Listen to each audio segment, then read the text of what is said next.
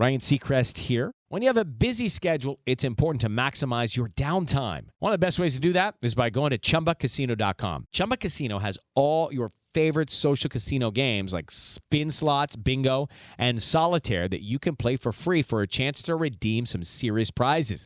So hop on to ChumbaCasino.com now and live the Chumba life. Sponsored by Chumba Casino. No purchase necessary. VGW Group. Void where prohibited by law. 21 plus. Terms and conditions apply. This is VOCM Open Line. Call 709-273-5211 or 1-888-590-8626. The views and opinions of this program are not necessarily those of this station. The biggest conversation in Newfoundland and Labrador starts now. Here's VOCM Open Line host Paddy Daly. Well, all right, and good morning to you. Thank you very much for tuning into the program. It's Monday, April the 22nd. This is Open Line. I'm your host, Paddy Daly, and David Williams. He's produced the program. Let's get the week off to a flying start. That requires your participation. So, if you're in the St. John's metro region, the number to dial to get in the queue and on the air, 709-273-5211. Elsewhere, it's toll-free long distance, 1-888-590-VOCM, which is 8626. So let's check in at the Allen Cup up in Dundas, Ontario. Dundas is just about 13 kilometres outside of Hamilton. So the Southern Shore Breakers are representing this province in the Lauded Championships. They open up against the hosts, the Dundas Real McCoys. Dropped a close one, 3-2. They play Stony Creek tomorrow, so good luck to the lads. And this year's edition of the Royal Newfoundland Regiment Memorial High School Hockey Tournament is in the books. On the boys' side, the Holy Trinity Tigers. No, pardon me, that's not right. On the boys' side, let's see.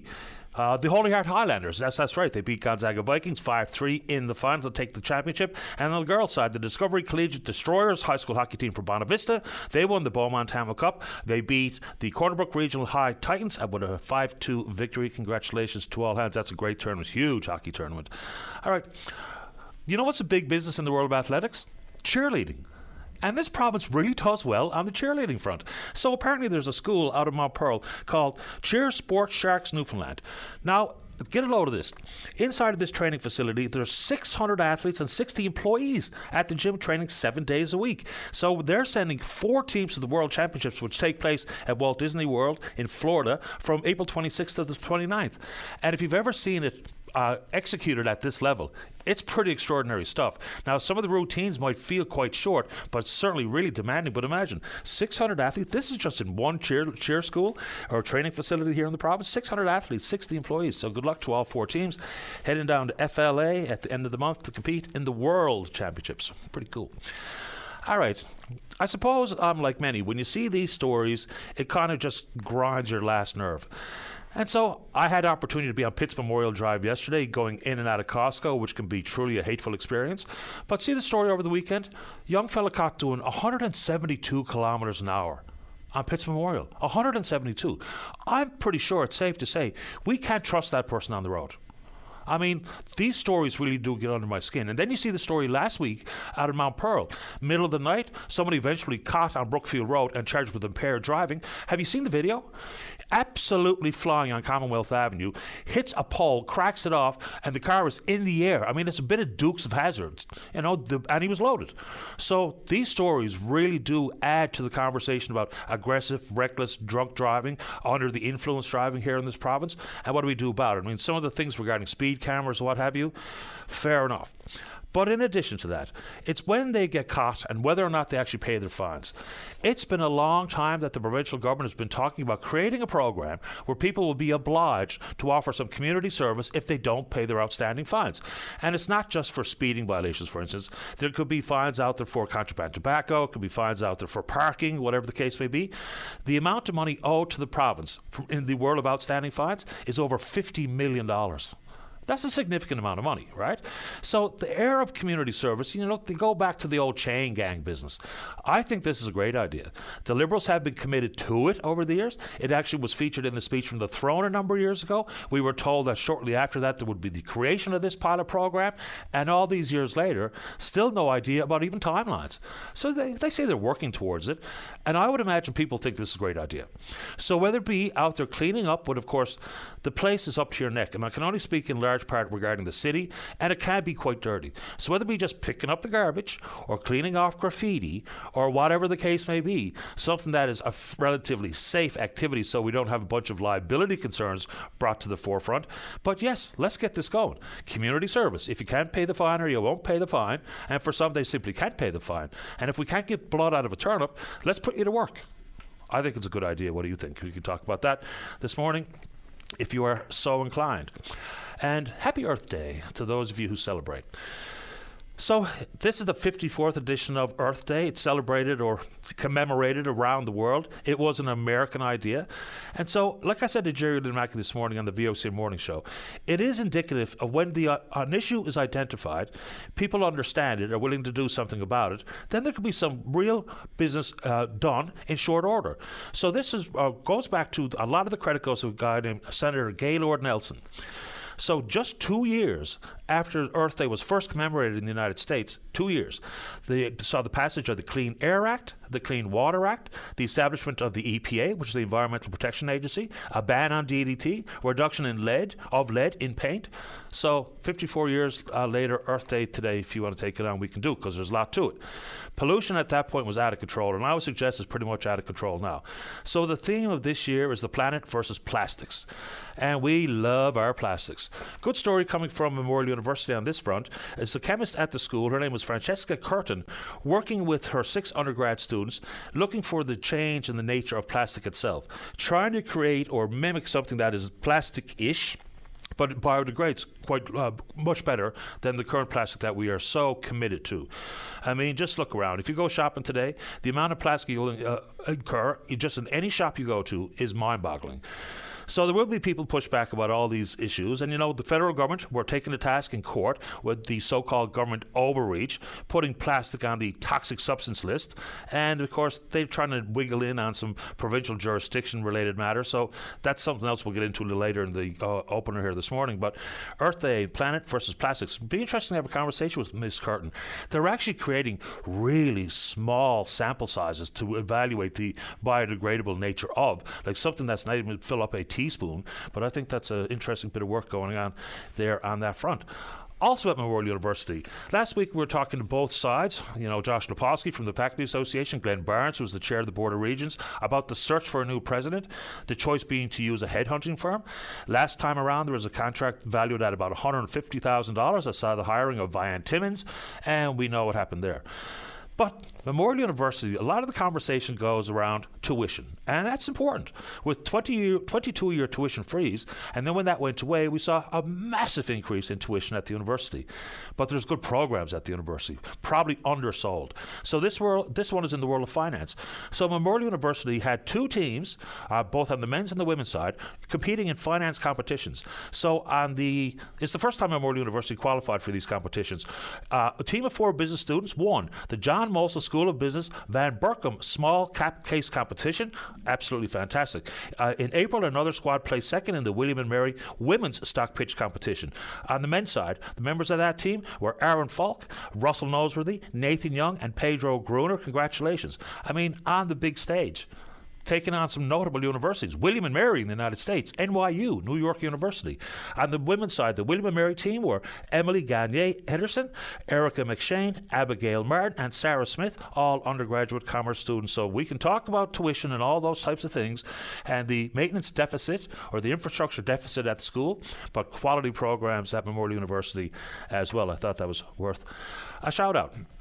Okay. So there's been an opportunity for landlords and tenants to take either side to task, get in front of the Landlord Tenancies Arbitration Board to try to hold people to account. The problem has been, even when the legislation changed to allow for fines to be levied and the fines were increased, the fact of the matter is there's never been a fine. So it's sort of a waste of time. Now, the minister has said, Sarah Studley, that there's still an option for either side to take the other to court. But if we have the creation of this board and an arbitrator to evaluate case by case, then they say they're hiring another staffer so that we can indeed see some actual teeth and the removal of the loophole that has really been the scourge of folks that are renters and or landlords. So yes, you can increase the fines, but if history shows that no fines have been levied, then Both sides are really not too worried about it. So it's good to see the government has acknowledged this, but let's get some action taken on this one. Because you hear the stories as much as I do. There's a lot of problems inside the world of rent. There's bad landlords and there's bad tenants, but let's see if we can get some actual removal of the loophole and additional teeth so that we can get some actual resolution to these issues. And on the world of rent, the concept, and I think there was a quasi-town hall just a few days ago about issues facing renters. Yes, rent has increased dramatically across the country, absolutely dramatically across the country. So the conversation then becomes, is there room for rent control or rent caps? And there's two real important sides of this particular issue or conversation. So yes, in some provinces they have this imposed. So it would say things like you're only allowed to raise the rent once per year, and there's a percentage allowed for said raise. So in places like Prince Edward Island, it's 2.5%. So it's predictable, and everyone knows what they're getting themselves into. Then when you look at the concerns people talk about rent and rental supply, would rent control or a rent cap dissuade development? In certain jurisdictions, it has done exactly that. So while the country and the provinces recognize the need to build more and more homes, and hopefully not as keen focus on single-family dwellings like we've done for decades in this province, and yes, the allowance for duplexes and triplexes and 4-unit buildings and modular homes, tiny homes and all the rest, if rent control became a provincial piece of legislation, what would that mean for said development? I mean, we've talked to the construction industry various times here on the program, and they'll talk about things like the lack of skilled trades, and they'll talk about things like timing for permits and the like. But they do also talk about trying to hit that affordability crosshair, which is going to be tricky. So is it time for rental caps and controls? Great for the renting community, conceptually, but what would it mean for the creation and the building of more of the units that we so desperately need? Anyway, big one there. We can take it on from any angle, as you know. On the housing front. So the Deputy Prime Minister, the Minister of Finance, Chrystia Freeland, out on the trail defending the most recent budget. And there's lots of places where people can take aim at the budget. So inside of $535 billion, pretty sharp focus on housing required. The problem for many provinces, and some are more vocal than others, of course, is that the federal government really is getting involved in provincial jurisdiction where housing is absolutely under provincial authority. So the pushback is real. In Quebec, it's pretty vocal. In Alberta, it's, of course, quite loud as well. So when the provinces are demanding federal intervention and injection of cash, is it better served the province to be able to work with municipalities? Because inside the Canada Housing Infrastructure Fund of some $6 billion, there's direct relationship with the municipalities to allow for certain things, different type of homes and what have you. And yes, money for storm sewers and wastewater treatment and all the rest. But when the provinces, who better understand their needs right across the country and the territories, does money for housing, for pharmacare, is it better served in the hands of provincial governments in the form of transfers from the federal government? So yes, the money can be there. I don't know why the feds would be so obstinate to say that, no, we have to do this of our own accord, and the provinces basically sit back and watch. And yes, the municipalities are crying for some support from the feds and for their individual provinces. So on pharmacare, same thing. Provinces say that, some of the issues, whether we talk about diabetes or contraception, there's already provincial programs in place. So we don't even fully understand at this late stage, even though pharmacare has long been announced, about how that works. I'll add to it on the big federal glossy announcements is the Canada Dental Plan. We still don't know how many of the 30,000 plus dental professionals are going to sign up. Now, the feds last week in some sort of vague reference said, well, you can still get coverage under the Canada Dental Plan even if your dentist or hygienist or denturist is not enrolled. I don't even think the industry knows what that means. And the program is going to be offered as soon as next month. May is next month, is when it opens up. So a lot inside the federal budget, of course. And it's been difficult to break down all the different features and factors and moving parts aside, $535 billion of spending, but we can take it on. And Chrystia Freeland, Minister Freeland, is getting some really loud pushback from various parts of the country. And, if you want to take on in relationship to Earth Day, carbon tax and all the rest, you know me, I'm happy to talk about it if you are. All right, a couple of different ones before we get back to your calls. So last week we saw a guilty plea entered of aggravated assault against an 18-year-old, Tyler Greening. He was, of course, involved with the attack outside of Prince of Wales Collegiate last March. So 4 juveniles have already been sentenced. 2 received 18 months in juvenile detention. The other 2 got 24 months, which is the maximum sentence allowed for a charge less than murder.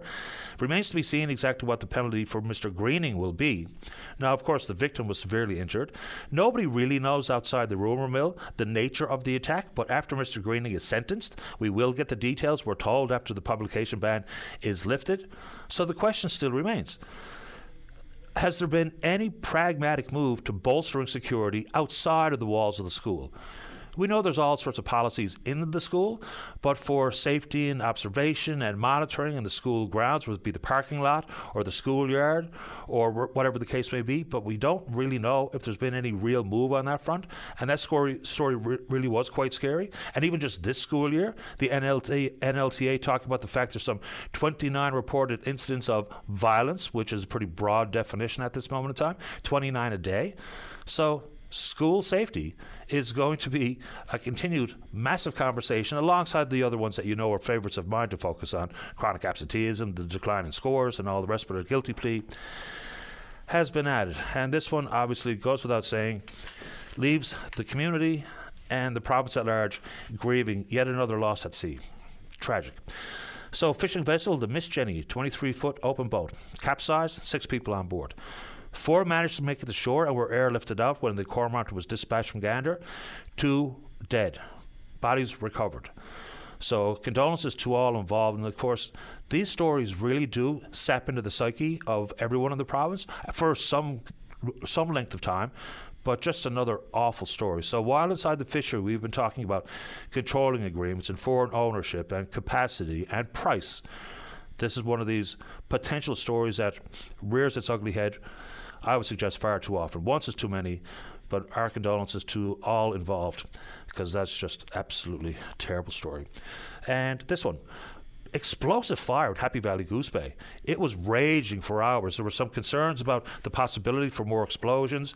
So the volunteer firefighters, bravo, they retreated for some time and they got back in and took on the fire. Then there was a report of a tower portion of a hangar at Five Wing Goose, and of course brought forward their firefighting services to combat the fires. So the losses are unbelievable. The photos are madness. One of the stories inside this, though, is the evacuation orders. So the RCMP made their way to the north side of Happy Valley Goose Bay because that area is zoned as commercial, general commercial area. And so consequently, when you see that zoning, maybe not fully aware of just how many people actually live there. So apparently one side of the street was told, okay, you have to evacuate. And one of the residents of that building said, well, have you told everyone else living in the area? And they said, who else lives in the area?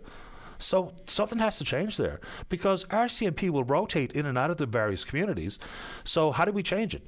Is it a matter of simply putting down on the zoning registration that this is commercial/residential? And then maybe a detailed list about who actually lives there? Because if someone says, well, that's a commercial area, then you don't necessarily think, well, there's going to be a lot of people living there. But apparently there is. So that was confusion where the RCMP had to take direction from residents saying, no, people live over there too. So that's a confusing part of an already terrible story. How are we doing on the telephone to get her going this morning, Dave? Quick, lighthearted one, because there's a lot of heavy stuff out there. Oh, I was going to talk about the Jack Whalen petition, but I'll save that for later on the program. Do you roll up the rim? I don't personally go to Tim Hortons. Not for any particular reason, but I don't. I haven't, of course, over time. But so they went away from physically rolling up the rim on your coffee cup to a roll up the digital rim. Some people like it, I suppose. I don't know. I don't participate. But this has been this story a few times over the past few years. So people have inadvertently, due to technical or human error, received an email saying, you win. And so this one was a lady here in this province received an email saying you won a boat and trailer. The value some $55,000. Apparently there was similar bogus emails sent to various parts of the country, Edmonton, Hamilton, and Brampton, Ontario. And then lo and behold, after you've been exuberant, thinking, I just won a boat. Then they'd be told, sorry, you didn't win a boat. Then there was a story last year, someone was told that they won $10,000. To be told later on, no, you didn't. At some point, Tim Hortons, who's created the problem in of their own doing, there's part of me thinks, regardless if it was a mistake, if you said it, you can't own it. I don't know. Is that fair? Because, yes, there will be human error regardless of what we're talking about. But I don't know. I kind of think they owe those people the prize they told them they'd won. What do you think? We're on Twitter. We're VOCM Open Line. Follow us there. Email address is openline@vocm.com. Let's have a great show this morning. When we come back, top of the board, line number 1, Sean wants to talk about plastics. Don't go away. Welcome back to the show. Let's go to line number 1. Sean, you're on the air. Nice morning out there. Yeah, not too bad. It's starting to get a little bit grey here in town. It was lovely when I first got up and came in. Not too bad out this way. It's supposed to have sun after lunch, so let's hope. Fair enough. Let's all live in hope. How was your weekend? Quite busy. Saturday took advantage of the pleasant weather and tried to clean up my property a little bit. Big success. Yesterday, my God, Costco. Ugh. I hear you. I don't go near that place if I can help it. Look, a couple of things before I get into my main topic. Number one, I was at one of the ball games the weekend down at Mary Brown Center, and I got to take my hat off to Tony Kenny and his wife. His wife is on the floor with her headset going, and she's kind of coordinating different things. And he's always floating around, keeping an eye on things and improving things. And it's really an amazing spectacle to see the high level of basketball going on down there. And we all grew up with basketball. I mean, most of us had a gym, and we had volleyball and basketball. Not many of us had a hockey experience because there are so few hockey rinks attached to schools. St. Bon's had one, and some schools had some arrangements around the city and different places around the province, but you didn't have direct access. So basketball was really the thing. And I must say, Kenny is doing a great job. I just encourage everyone to just give it a try. It's a great evening out with the family. I'm seeing young kids running around having a great time. It's really exciting ball. I was at one game about 3 weeks ago. I think they had 160 points. I mean, I've never seen a game where there's 160 points. And that's one team. The other team lost to the Rogues. I think it was 162 to 110. That's a lot of really good basketball to watch, It's amazing how they can shoot the the three-pointers from so far out. I play basketball, but I could never hit them from those distances. So it really is fun. You're right on the floor almost. I mean, you're right in the game, and I recommend everyone go down and see that. Yeah, I've known Tony Kenny since I was a child. We grew up in the same neighborhood. What happened yesterday? Because I know they won Thursday, lost Saturday. Who won yesterday? I missed yesterday. I'm going to ask you the same question. Yeah, I'm not sure. It was the wrap-up of the 3, and, of course, London comes to town this week. Yeah, but it's really good entertainment. And, the fact that we lost our hockey team, I'd recommend everyone, look, take in a night. It's very, very inexpensive. I think it's $20. I don't know what it is for kids. There's parties down there. I mean, there was a couple of birthday parties going on, and they're really excited. So I'd recommend everyone just go down and support the team, Tony Kenny, and the job he's doing. Even if it's just for one night out, but I think you might get hooked. Fair enough. Second thing, you were talking about the schools and security. Now, that I used to be a criminal journalist, and this stuff has gone off the rails. I mean, the violence around the schools and the threats within the schools. I'll get you when we get outside, that kind of thing. And so will all my buddies. And then they just jump some poor guy and beat the living out of him. It's just ridiculous. I can't go into most Shoppers Drug Marts. Shoppers Drug Marts are individually owned franchises, and yet they have security to protect drugs and so from being stolen. Don't you think our school-age population deserve at least that at some age? I'm not suggesting it should be in K to 6, but at a place like Prince of Wales, Collegiate, where that all happened, and many other places like around the city and around the province, I think it's time that we identify where the schools are, the ones that are really a problem around this area, or around this type of despicable targeting of kids in school, and put a security guard in there with camera, or with a little movie camera of some sort, or have extra cameras put in, and the security guard there to back it up. But just having cameras or just security, I don't know, is enough. I think we need the cameras and the security guard. That's the least we can do to protect our most valuable in our society, our children. Don't you agree? Fair enough. I think there's plenty of there's certainly some safeguards inside the school, The problem and the place that's most likely for the most extreme violence is outside the school. So how we police the schoolyard or the playground or the parking lot, that seems to be where some of the real incidents of severe violence take place. Yes, there may indeed be punches thrown or whatever the case may be in the classroom or in the hall or the gym or the bathroom, what have you, but outside poses the biggest risk, I think. Well, I would suggest that the security guard, the security person, would, just like the teachers did, and I think they will pretty soon once the weather warms up, they'll be out on the grounds anyway supervising. But at least security guards should have a little bit of extra ability to enforce. If something looks like it's going to get out of hand, that security guard should be on the grounds. And I don't mean inside, I mean outside more so, because that's where it usually takes place. So I'd like for the powers that be have a good look at that and decide where should we try this little pilot project, what schools are needed right away. I'm sure there's not a parent out there that wouldn't want to see something to protect their loved ones. Fair enough. Sean, did you want to make a quick comment on plastics? I did, on plastics, yeah. So, sorry, there were three important things. I want to get those two off my chest first. This is really, really important. I was at the first Earth Day in the lobby of the Bank of Montreal head office in downtown Toronto on Bay Street in 1990 when Canada first started recognizing this very important time. And, of course, every day is Earth Day. And at that time, around that time, I was thinking, the most important thing we can do for our Earth is cut emissions. In other words, people stop idling their vehicles. Well, we have signs everywhere. Most people don't pay attention to them. Even on the warmest of days, they still have their engines idling. That's one of the most important things we can do because the amount of emissions from idling vehicles is much, much higher than those when you're driving at the speed that you go the road at. And it's really important not to idle. But water is the most important thing we have. And when I listen to the scientist, I guess she's a professor at university as well, on the weekend, the lady that you mentioned, Professor, what was her last name? Curtin, Professor Curtin. Mm-hmm. Francesca. Like really good messages. The kids are, I should say, university students that she has in her classes. They're always coming forward and offering good ideas. Kids have a lot of ideas. Like they're reading everything on the net 24/7, and they kind of pick up really good ideas from that, and then come up with their own. And we've done some fabulous things right here at MUN. But the one thing that has me complexed is that when she told the audience listening on the weekend, you really should, like what she does to cut down on the smell, rinse out all your plastic containers well, and then you won't have the smell with all the microbes that are forming in your plastics and your garbage and so on.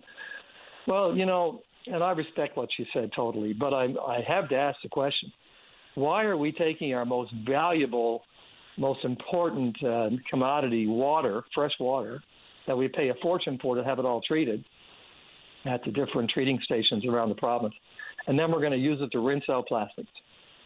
I mean, water is the most valuable thing we have. It's actually more valuable than oil by the liter.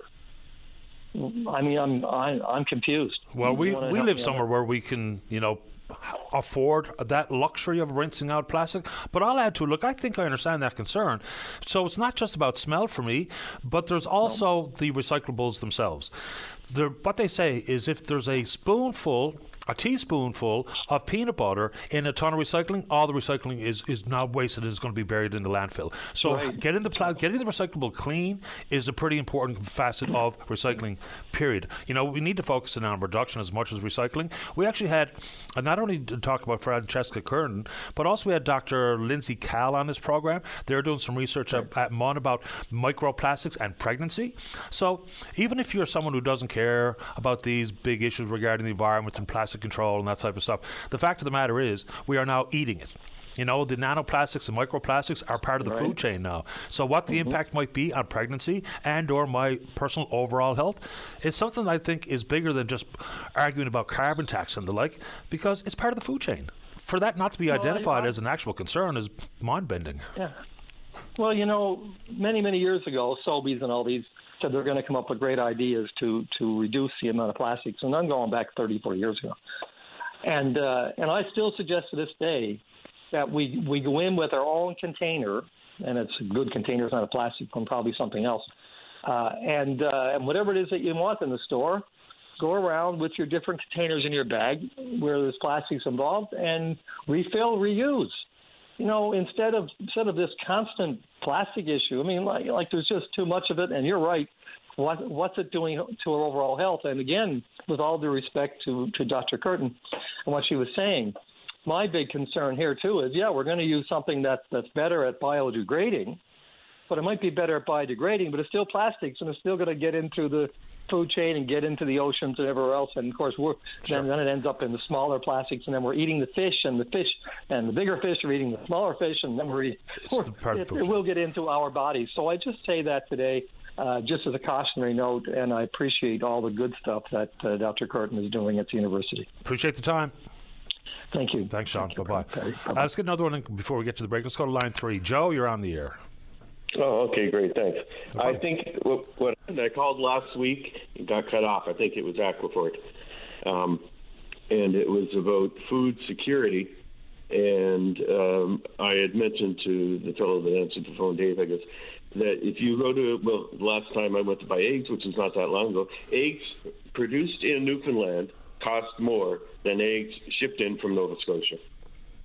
And so I think that wasn't at Walmart. But I think as long as you have Walmart and the Walmartification of groceries, we're never going to be locally safe. It's always going to come in from China and other places. I'm pretty mindful of buying local. Some of the problem is that the mega farms have really made it very, very difficult for this kind of scope and scale of farms that we have here, which is consequently a price-related matter. Also, inside the world of the price of eggs, it's all part of the National Supply Management System, which is good for farmers. They try to tell me it's good for consumers, but maybe just not. And I don't know if you're aware of what supply management means, but there's, I think, 5 different products: dairy, chicken, and turkey, table eggs, and one other that eludes me at this moment in time. But yeah, and you're right. The price of a lot of local product may indeed be more or greater than some of the imported products like eggs, but fair enough. And I guess people will shop with their pocketbook, right? Maybe some of the focus on buying local and the benefits of are sometimes left behind when you simply look at the price. Well, I think looking at the prices at the farmers market on Saturday, I think a large majority, I don't know, but I suspect a large majority of Newfoundlanders would, by preference, shop at Walmart just because of the prices. The other thing I wanted to mention was, you had the fellow from the NLTA going on, and the classrooms are too small, and they need money for that and this and that. But we've been experimenting on young people for 40 years. The school I taught at in Montreal banned phones in the classroom, and that really worked. And the next year, they decided everyone had to have an iPad. And my question was, well, first of all, who makes the money from that? Whose good is it? And most of the iPads, they functioned, but most of them were not useful in the classroom, and kids are still doing. But that's just one example. You have university faculties of education where they come up with theories about homework and what hours school should be and how you should do it and all that sort of thing. And they don't test it on children. What they do is they teach teachers that this is what you got to do. And then the school boards and teachers go in with what they think is the best information. And most professors of education, too, they're trying to do a good job in the field that they studied because they loved it. But you get these theorists that then put on a conference in Toronto. People from across the country go there, and they come back and say, well, this is the latest thing. This is what we got to do. It's one thing to use technology in the classroom like a smart book or what have you, and a lot of that really came to pass here in this province when we talked about hybrid learning and going to school from your own living room. But the cell phone issue is, can be a useful tool for certain parts of the curriculum, but the cell phone issue, the big issue there is distraction. And of course, it's obvious. I have my phone in my hand far too often throughout the course of the day, but not to generalize, but young Canadians really do have a real keen, a focus on their phone all the time. People don't call each other. Pardon? You're right when you say distraction, because we have as we have commodified education, we think education is something that you give to kids. But we know that the classroom should be a learning community of teachers and students and whoever else is in the classroom helping. And you can't have a community when most of the people aren't paying attention to the one who's leading the community. 100%. I agree with that entirely, because class composition, class size, really when you have an additional layer of distraction, of course that's going to derail the possibility or the opportunity to learn as opposed to be taught. Joe, anything else this morning, sir? I was just going to say, but beyond that, things like the new math and the notion that mathematics is racist and all this sort of stuff. This does not come from teachers in the classroom who are experiencing things. These come from ideologues, but it does get down, unfortunately, to the classroom. Anyways, that's it. I've had a week to think about it. I appreciate you making time. I'm back and forth today, so I was able to talk to you right through. Good man. Thanks, Joe. Thanks. Bye. All right, you're welcome. Bye-bye. All right, let's take a break. Don't go away. Welcome back to the program. Let's go to line number 2. Colin, you're on the air. Good morning, Mr. Bailey. How are you this morning? Doing okay. Thanks. How about you? Good, thanks. I want to talk about the verdict yesterday in Superior Court in Toronto regarding Umar Samir, who was found not guilty of murder of a police officer in July of 2021. Yeah, Constable Jeffrey Northrup. He was found not guilty of all charges, including all the lesser charges. Obviously, manslaughter was part of it. Not guilty on all counts. Yeah, it was a terrible tragedy that happened on that day, on July 2nd of 2021, in the underground parking garage at Toronto City Hall. A police officer lost his life. He was run over by Mr. Zamir's car. And, there was a trial on this matter. Mr. Zamir, as you point out, was charged with first-degree murder. Was found not guilty of that charge and the lesser-included offences of manslaughter and second-degree murder, and walked out of court a free man. But, I want to just focus on initially when he was arrested and charged with murdering the constable. You can expect that people have opinions, and a lot of people will just say whatever they want on social media. A lot of private citizens and the like, people have opinions, and that's fair. I can understand that. But this man was just charged at the time, and you had the premier of the province getting on Twitter, and he said, and I'm going to quote you here now, "This is beyond comprehension. It is completely unacceptable that the person charged with this heinous crime is now out on bail. Our justice system needs to get its act together and start putting victims and their families ahead of criminals," end quote. And you had other people too. John Tory, who was then the mayor of Toronto, said that this decision was wrong. Patrick Brown, who's now the mayor of Brampton, said it's disgusting. That's the word he used for the bail decision that was given by a Supreme Court judge. And Mr. Tory and Mr. Brown are both lawyers, so they are legal experts. They know the law. They're trained in the law, and I just find it. It's their training in politics that's the problem here. Because, this is part of the national conversation too. We'll hear from, for instance, Mr. Polyev, jail, not bail, that kind of stuff. But the fact of the matter is, politicians really do need to understand that they're tainting the system, they're tainting the process when they get involved so quickly, when they don't even know what happened. Like at that stage, nobody knew what exactly had happened here. And, further to the political commentary being offered, it's the issue here about the police. So there was 3 police officers testified, and their testimony is in direct contradiction to the physical recreation, some of the video analysis that was also included in the trial. So that all went back to whether or not Mr. Zamir had any motive to kill the cop. So, you have to paint the picture. Here he is in the parking garage with his 2-year-old child, his 8-month pregnant wife, and so what led to a fellow who has never run afoul of the law ever in his life before to be motivated to kill a cop, as opposed to what he said is he was in fear for his family. There were all these people rushing towards him, yelling at him, and consequently the tragedy occurred. But the cops basically perjured themselves on the stand. That's the allegations anyway being brought forward, because their testimony did not jive with any of the other evidence, whether it be physical recreation and or video evidence that was supplied. So that is an unbelievable problem inside the world of being able to have faith in law enforcement, when obviously their motivation was to get justice, quote unquote justice, for their dead colleague. So there was a crazy trial to follow. It's amazing it even made the court. Yeah, you had a media scrum after the acquittal yesterday. You had the defense lawyer, Mr. Hassan. But he expressly said that these 3 police officers committed perjury. That's what he said. Yeah. That's the word he used. I read the story. And that's just astounding that you have 3 people, 3 police officers, all testify to exactly the same thing. And when there's very clear forensic evidence and video evidence and other evidence, and experts that were called by the defense and the Crown, and the Crown expert in accident reconstruction is a Toronto police officer. He's one of their colleagues, and he said the same thing as the defense expert said, that this man, the Constable Northrop, he was run over while the car was in reverse. There's no way that happened the way these 3 police officers, his colleagues, said that it happened. Right. They just, lied on the stand. You're talking about somebody facing a first-degree murder charge.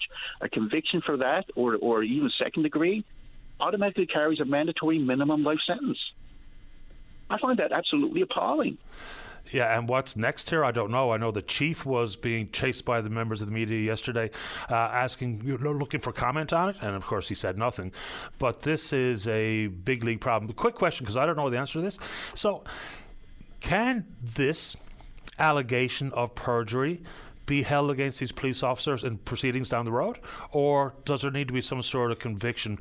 And I'll add to it, does this mean that there's a possibility to reopen some past testimony in convictions or acquittals that included testimony from these officers? I don't know the answer to that. Do you? You raise a very good point. You raise an excellent point, actually. Because I can guarantee you, if that were you or me testifying, whether for the defense or the Crown as a witness in a criminal case, whether it was murder or any other trial, and I stood on the stand, or you or anybody else, and you said, this is what happened, I saw what happened. We're not talking about hearsay now or second-hand or third-hand evidence. You saw this, you heard this, and you're under oath to tell the truth, and you're adamant that this is what happened. And there's clear and compelling evidence from multiple sources to the contrary, that what you're saying is in fact not true, and you're saying that, and you're repeatedly saying that, and you're adamant in your testimony, you're misleading the court. That's perjury. You can get up to 14 years in prison for that. You and I, you'd be looking at the inside of the jail cell.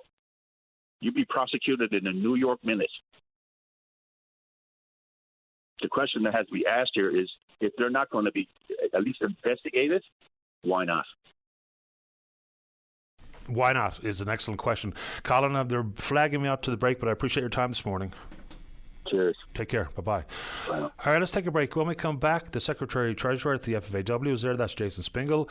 I think probably going to talk about the tragic loss of 2 lives over the weekend and maybe some pricing process kind of stuff. And then Laura Tarrant, she's a MAP training facilitator at the St. John's Status of Women. We'll speak to those two, and then you right after this took away. Welcome back to the show. Let's go to line number 4, so more to the Secretary-Treasurer at the FFAW. That's Jason Spingle. Jason, you're on the air. Good morning, Patty. Good morning. Yeah, obviously, I'd mentioned to your producer I was hoping to call in this morning to talk about, some of the agreements we've reached on our major species, and but today, respectfully, that'll have to wait. I'll be happy to call in shortly after. Some point shortly in the future, I should say, but calling today with a very heavy heart, as it is for all our membership, all our harvesters, and for sure everyone in the province, on the passing of 2 young men in Lark Harbour, York Harbour. And as you know, I represented directly over there for over 20 years, and one of the individuals I knew him very well. I know him very well, and his family, his mom and dad, his father's a retired harvester, and as a young family, I actually visited his house there a couple of years ago, and it's devastating to say the least, and I just wanted to pour out our sincere condolences to their families and to the communities and to the whole area. It's absolutely devastating. We haven't had an accident in the setting of lobster traps in a long, long time. And I hoped that I would, would have went for, we wouldn't have had to speak about it again. But unfortunately, this reality has hit us, and it's very tough for sure. That it is. And look, fair enough. We needn't get into halibut and lobster and crab and price-setting formulas and the fracture between the ASP and the union, and maybe inside your own ranks, because this story, brings about some additional perspective. We can talk about price and all the rest of it, and we will in the future. But fair enough, we can leave our conversation today to know that. I said off the top, this is not just a loss for the families involved or the communities close by. When you hear these types of stories and tragedy at sea, I really do think the whole province kind of takes a little kick in the guts. It really feels that way to me. I might be exaggerating, but I'm not trying to. That's how I hear those stories. And Jason, I'm sure the families will appreciate whatever support is coming from close by where they live and or on this program or through the union or whoever, because it's just dreadful. It is, and just a bit of background there. Lobster Setting Day was, as you know, Patty, but just for your listeners, lobster is a fully competitive fishery. And under the rules of but everyone gets the same number of traps, the same number of days. But Setting Day is a significant day, and what you had in this case, and as every case, if you go to anywhere where they're setting lobster traps, it's a big day because you always get your family or friends to help you or whoever. You have people on shore loading traps from a truck or a trailer to the boat, or from the dock, a wharf to the boat, right? And you want to get those traps out as fast as possible. And we've done, I would say, everything we can through our leadership. We have calls in each area, at least in the major lobster areas, and I think it's all around the province, to make sure that, we will postpone, as we did in this case for this area and the adjacent area. We postponed today, and, to make sure that things are as safe as possible, knowing that people, want to get fishing. And we've done that before. I'm sure we'll do it again. So, like I say, I don't know all the details. I've received a report from someone in the community, and we'll get more details as they unfold. But needless to say, it is an absolute tragedy. And, as my dad said last night, he's not old, but he's, he's getting upwards of 80. He said it's particularly hard when there's young people involved. And every life is precious. Every life is precious, but it is much harder when you have, younger people with young families, or, one of these individuals just starting out their life, really. I think everyone would agree with my dad to say that it is even harder. It's even harder. So I can't say anything beyond what you just said, but the sentiment of condolences is coming from myself and Dave and everyone here at the show as well. Jason, I appreciate your time. Thanks for the call this morning. Yeah, thank you, Patty, and we wish for a safe season for all our members. And like I said, I will call back in the near future to talk about those other issues. And until then, take care. You too. Bye-bye. As Jason Spingle, the Secretary-Treasurer at the FFAW. And, when you talk about safety at sea, things like the emergency beacons, the e-PERBs and the like, there's a big conversation we had, because it's certainly a very dangerous profession. Let's get to line number 5. Susan, you're on the air. Hi, good morning, Patty. Good morning to you. I was just wondering if maybe you could give me some information. My husband was involved in a car accident on the 26th of October. And the gentleman came out of a yield sign and cut him off, and there was a car coming at him. So instead of hitting him, he went through them and lost control of his car and ended up on a guardrail. The other gentleman also ended up on the guardrail. So there was a police officer coming by, and he took the statements, and he told my husband, okay, your car's safe enough. You can go on and go up to the Harbour Grace detachment and put in a report. And he did that, and so the insurance called, and we went and got an estimate. It was an older car, but it was, good shape, and it was his car. So we went up and did all that, and so they called. Never heard nothing back from them, so I phoned them, and they said, no, your husband is probably going to be classified as the accident fault. And I said, really? And he said, yes. He said, but if he'd had hit him, he'd have stood a better chance. And I said, really? If he'd have hit that man? I said, he was driving a little old Avea. I said, and the man was driving an SUV. My husband is 70 years old. Who do you think would have got hurt out of that? And he said, well, that's all. He didn't carry full coverage, so that's all we can do about it. So down the road, 5 months later, the car is still sitting in the driveway. My husband doesn't have a car to drive, so we decide, okay, it's time to go and get you a car, because we live out in a little place where you're 30 minutes away from anything. You can't go to the post office. You can't go to the shop. And if I'm gone, well, he doesn't have a vehicle. So we went 3 weeks ago, and we bought another vehicle. So the little vehicle was sitting out in the driveway, and I had still been paying the insurance on it. And I said, well, we got to get clear of it, because you have to have a place to park your car. So we sent it off to the wreckers. They came with the tow truck and took it away and give us $100 short and went on. Well, fast forward to Friday night, I get a phone call. Friday about 4:30. Oh, Mrs. Pilgrim, we have some good news for you. The other gentleman has taken full responsibility, 100% in fault, for the accident. Okay. And I said, really? 5.5 months later? And he said, and you still have the car, right? And which I know he knew I didn't, because I took the car off the insurance and put the new one on there. And he said, so you don't have the car now? And I said, no, you're talking almost 6 months down the road. What am I doing with a car that's no good to me? I mean, he had to have a car. And he said, well, there won't be nothing we can do for you. And I said, you're telling me, I said, now you're calling and telling me that the other driver has admitted to being 100%, and you're going to do nothing for me? And he said, no.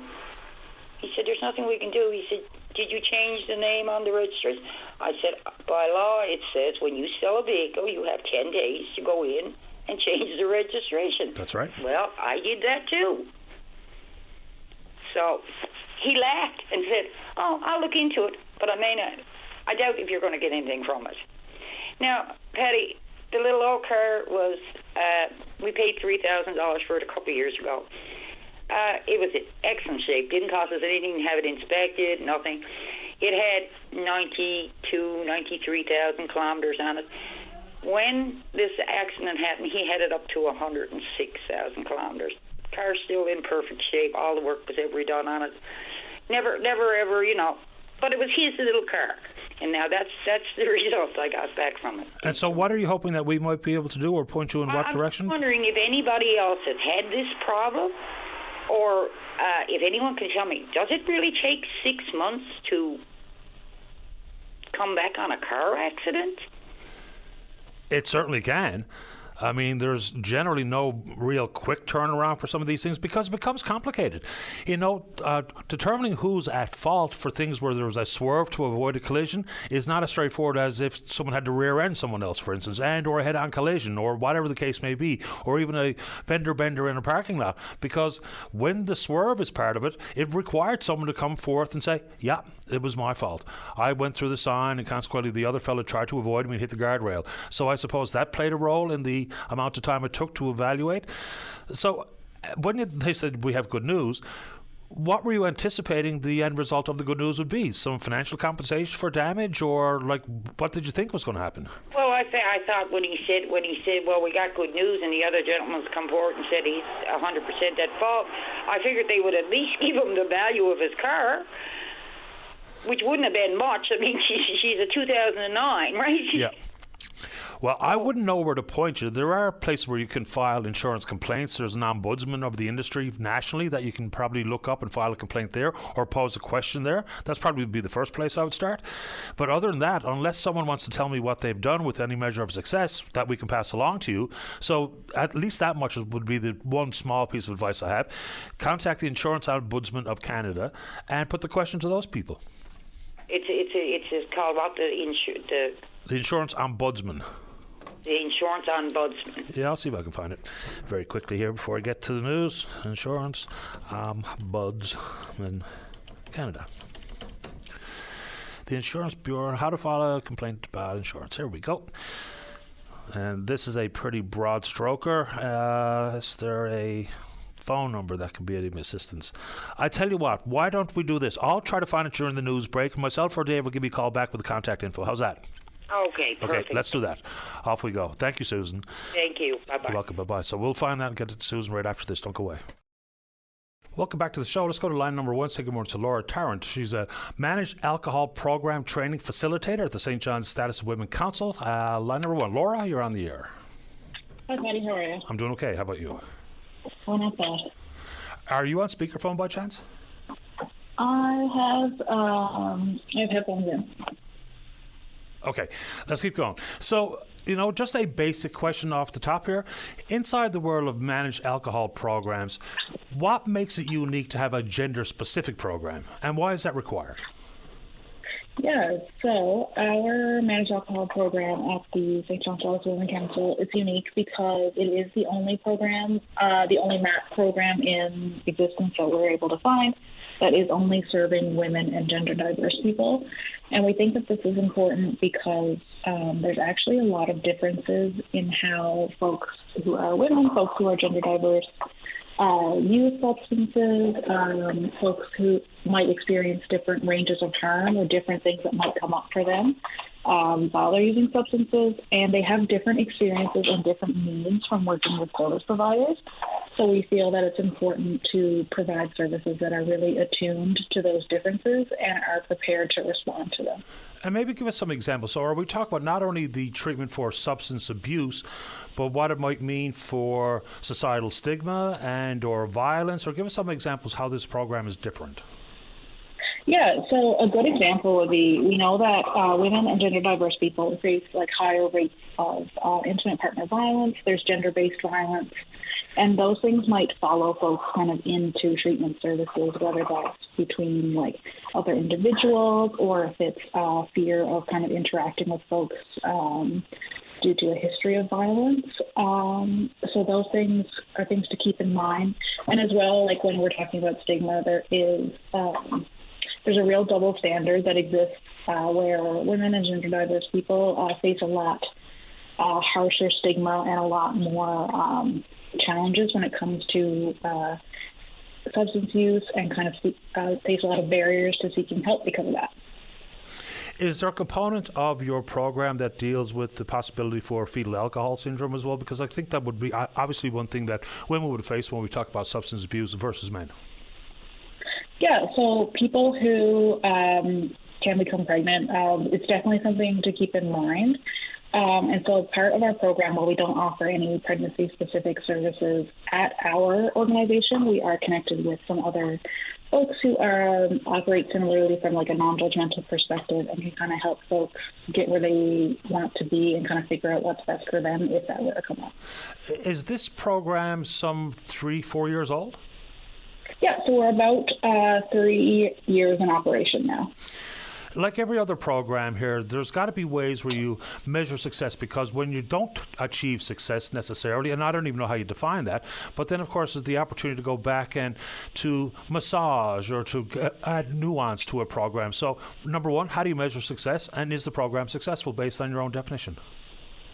Yeah, so what's important for us, we really want to prioritize kind of getting folks meeting their own goals. We don't really impose any specific outcomes on the folks because everyone's kind of journey and their needs are different.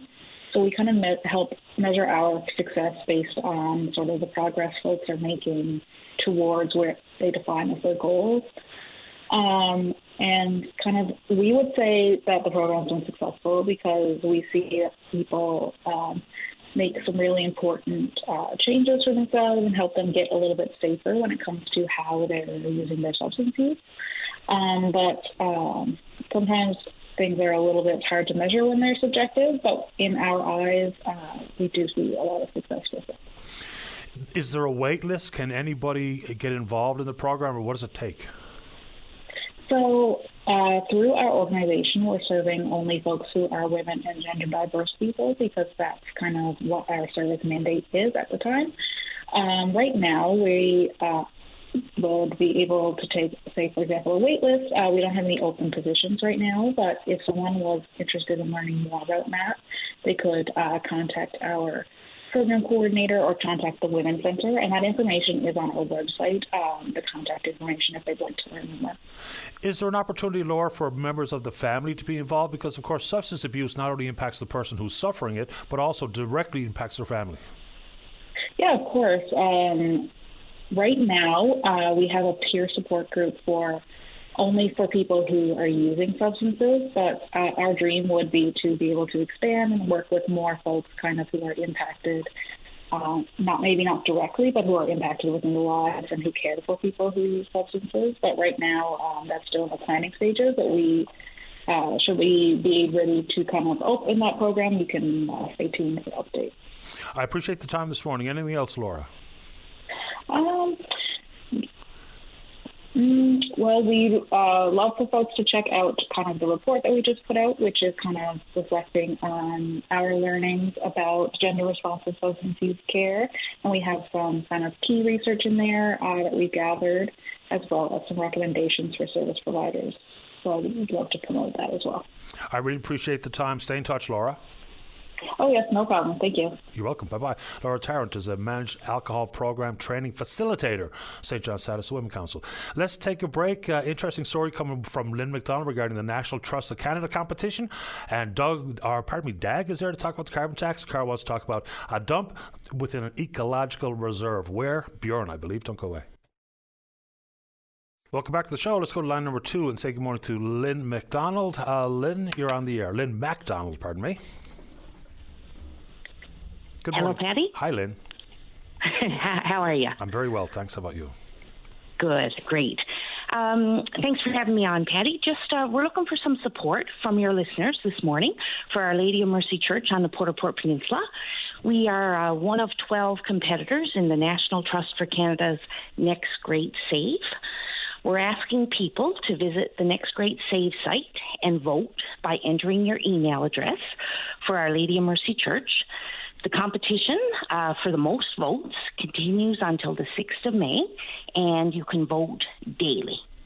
We're the only heritage site that's in this competition from Newfoundland, and we would certainly love to have the support of the province. This beautiful structure celebrates her 100th birthday next year, and the $50,000 first prize win would certainly help us make her look her best for her big day. Yeah, I got a heads up about this one from the treasurer of the board of directors of Our Lady of Mercy Complex. That's Joanne. So, and there's, of course, a picture with it, and it is a beautiful structure. And like many things approaching 100 years old, it could use a facelift. Absolutely. Yeah, we had it assessed, and she's sound, like in terms of her structural, right? But with the wear and tear, not unlike our own selves, she can use a little bit of tender loving care here and there. I mean, even just the coat of paint would make a big difference here. So, not for me to say what you should do with the $50,000 if you're lucky enough to win it, but what's on the list? Well, it's definitely a coat of paint. Things are started. The committee is active all the time, and like the other night we had Rum Ragged do a concert at the event hall that's in the same yard as Our Lady of Mercy Church. And as the people were coming up to park in the parking lot, they were noticing the new wood that, for example, is put in place to support the stained glass windows and things that are surrounding, right? So, there's a lot of, it's mostly cosmetic, but, there's, we're getting at the deep things as well, right? Absolutely. And even in the world of heritage, not necessarily just churches or ecclesiastical sites, once you lose it, you don't realize what you've got until it's gone. So preservation of heritage properties is extremely important, more important than I think the general public gives credit to or for. What other work kind of stuff is your committee doing, other than trying to preserve the church, obviously? Well, that is the main focus, but in that same complex, there's a museum just next door, right? And, our committee plays a little part in that, in promotion. In the church in the summertime, we have a lot of local musicians come to the area and play an hour of music in the church for donation and stuff like that. People come and listen, and the acoustics in the building at the church are just amazing, second to none, right? So that's a lovely way to spend the afternoon for sure. I think it sounds great. I actually went to the National Trust for Canada website when I got that email from Joanne just to see the kind of stuff they're working on. And, of course, if people listening here this morning, because there's been a lot of church-related conversation here in the province over the last number of years. Certainly all the properties owned by the Roman Catholic Episcopal Corporation of St. John's, that has been a big deal for many parishioners. What's the strength of your number of parishioners that attend that church, Our Lady of Mercy?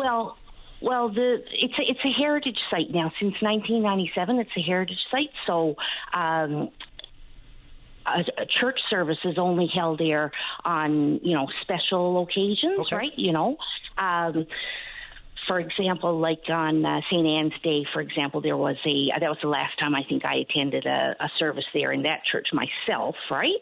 But, I know there are some people who are planning to get married in that beautiful church this summer and, different things like that, right?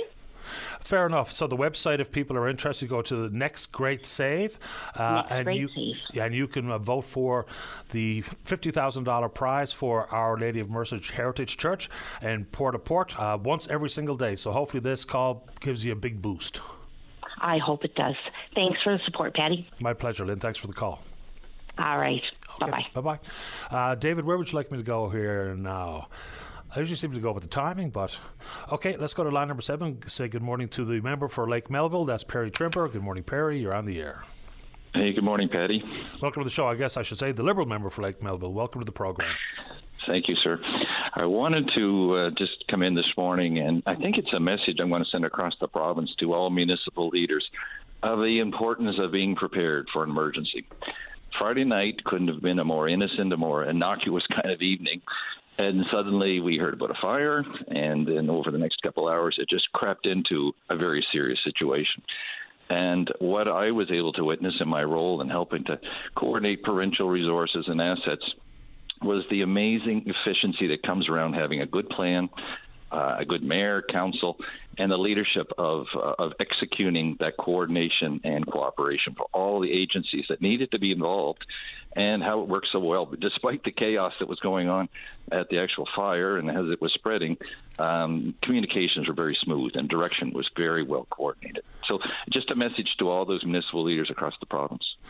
Fair enough, but there was some confusion on site, not just about the explosive nature of the fire and the need to retreat and then bringing in the fire services from a Five-Wing Goose. But apparently there was a problem with the evacuation orders because it's zoned as general commercial, and consequently the RCMP that went up to say that you have to leave, they only knew about some of the residents, not all of the residents. So this one lady in one of the apartment buildings said, have you told these people who live right there? And apparently the RCMP were unaware, which I think goes back to the whole zoning designation. If that was general commercial / residential, then there'd be an understanding maybe that we have to know exactly who lives there and where they live, because evacuation orders are only helpful if everyone that's required to evacuate is told. Well, exactly, and I guess I would underline that line you just said. Everyone needs to be told. If there are folks that are living in buildings that are primarily for an industrial use, and somebody's now deciding to stay there, and authorities at the municipality or the RCMP aren't aware, well, that is a bit of an issue. There's certainly going to be a forensic on all of these little details, but I would say, on balance, and when you think about it's an interesting area of our community, because it formerly was very much the hub and the center of all kinds of air traffic, people coming and going. Now it's primarily, I think, almost exclusively owned by private entities and so on. So it's not, by the way, on Five-Wing Goose Bay properly, but their assets and capabilities were there to help respond. But it's private individuals, and some of the buildings are abandoned, as where the fire started, and others are active and filling different roles and so on. But yeah, it's a bit of a mixed bag there. But it is primarily an industrial area, which people have decided to on occasion move in. So, yeah, it needed to have some coordination. But I would say despite that, and, you've got a big fire that's brightening up the sky, so there's a heightened level of anxiety. But I did watch, and I was there witnessing myself as the RCP were going door to door and doing a very efficient operation. Can you always be better? Of course it can. But watching closely as I was quite impressed. Investigation continues to find out exactly what was the cause. Apparently it started in the old ceramic shop. So, the people that live there, some of the buildings that look like they're commercial or industrial have been repurposed. Those people were grandfathered in after the zoning change. So there are people living in that particular region on the north side of town. And gladly and thankfully, no loss of life or serious injury, as far as I know. Anything else on the fire in preparation, Perry? Well, just a couple of other things so people can appreciate maybe how fortunate we were. And it was interesting to hear from different sources, mine networks and others. For example, this oxygen plant. I heard from some of the former folks in national defense and their responsibilities in Ottawa trying to determine, had those tanks blown, what would have been the blast perimeter and what would that have meant for our active air traffic control tower. So that's when things really got serious and when the wing commander decided he needed to shut down the airfield. And then you can just imagine how the implications of that decision now on the 300 to 600 planes that cross the Atlantic each day and may avail of Five-Wing Goose Bay as what we call a diversion alternate. So if in the event of emergency, they needed to be able to say that they could land at Five-Wing Goose Bay. Well, we weren't available.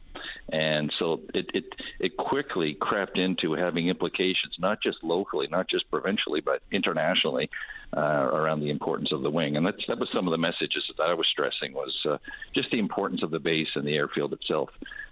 In terms of how everybody else worked well together, it was quite impressive. The two fire departments, the different search and rescue teams, municipal authorities, provincial, and the federal assets on the base. It was very impressive to see. And hats off to the mayor and everyone else for being so ready.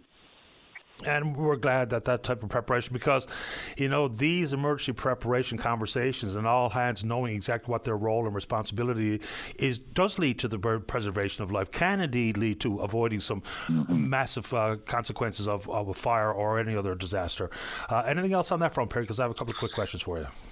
No, I think that's it. It just, again, a good hats off to everyone involved. It went well.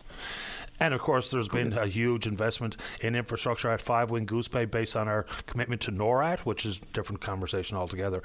Every time I hear Lake Melville, I think you know where I'm going with this, is when we know the estuary of Lake Melville is pretty unique insofar as things regarding methyl mercury. You and I have had this conversation many times over the years. There's ongoing monitoring. There were distinct alarm bells sounded about this exact issue, about the accumulation of methyl mercury, then the need for more devegetation, deforestation, which is still controversial in many corners. So what's the status of some of that ongoing monitoring? I would encourage all listeners and yourself, Patty, to go have a look at the regular monitoring that's occurring. It's been ongoing now for many years.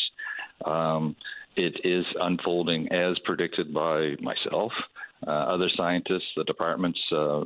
We do see a slight rise occurring sort of later in the summer, around August, as the waters warm up, and then it subsides, and it's frankly well within the limits and predictions that government scientists had made at the time.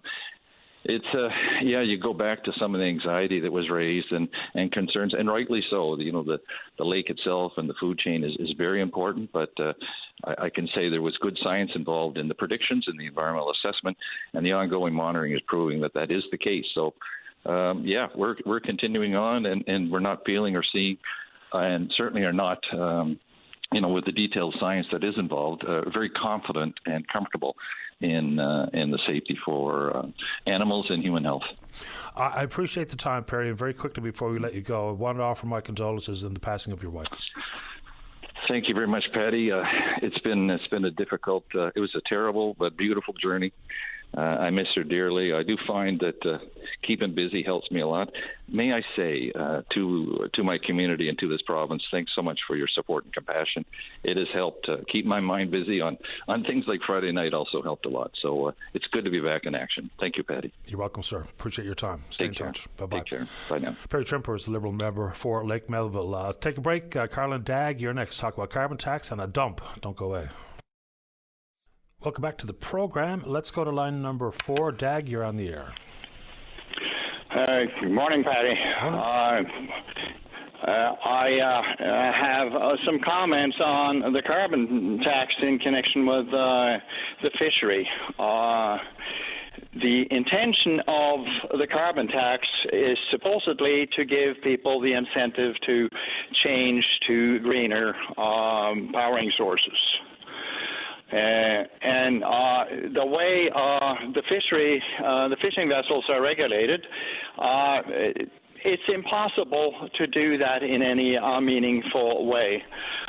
Because the length restriction has meant that in order to be able to do what the harvesters need to do when they're going relatively far from shore to fish, they burn a lot of fuel, they spend a lot of money on various other things. So they want more capacity so that they can bring a bigger catch back to shore. So that has led to the boats getting wider and wider, particularly since the fisheries renewal process. But the result is that, according to studies we did at MON back in connection with the fisheries renewal process, they burn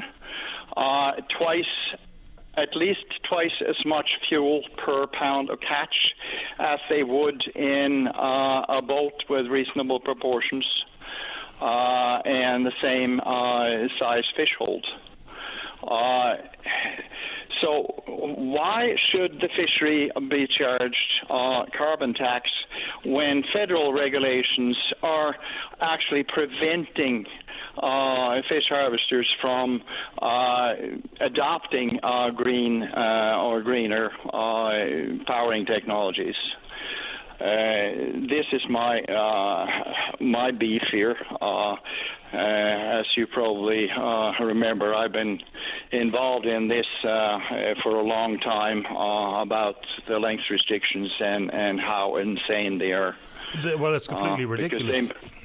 I mean, it really truly is. Yeah. And no one's ever given me a decent answer as to why people are having to cut a foot off their boat to accommodate Transport Canada. I mean, the boats are designed with a centre of gravity or centre of buoyancy, and when you manipulate that, just trying to accommodate because your quota didn't change, the size of your hull didn't change, so it makes zero sense to me. But when we talk about carbon tax implication, haven't the farmers and fishermen been exempt from the fuels and the carbon tax on the fuels? Like, I know for using a farm equipment. If that's true, that at least is something. But I mean, it's ridiculous that they should be burning. Well, some of these boats may be burning 4 to 8 times the amount of fuel per pound of catch as a reasonably proportioned boat with the same fish hold volume would. It's ridiculous. We're trying to fight climate change here, and it was back in 2019 when the federal government starts to talk about having studies done on energy efficiency of the fishing vessels. Well, the simplest thing they could do to make the boats more energy efficient was to get rid of the length restriction and restrict the size of the fish hold directly or indirectly. Then there would be an incentive to build boats that have good proportions, are actually safer in all conditions, and you have the possibility of installing greener powering technologies. I mean, there was some work that has been done in the Maritimes, where lobster boats were fitted with battery electric powering.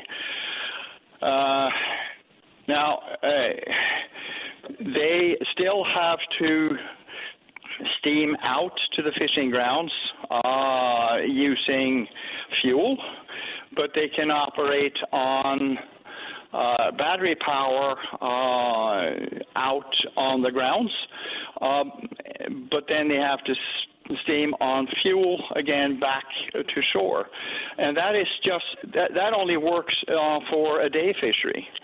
As we know here, I mean, people are out there fishing for a minimum of 2 days, more like 3 to 5 or longer. So,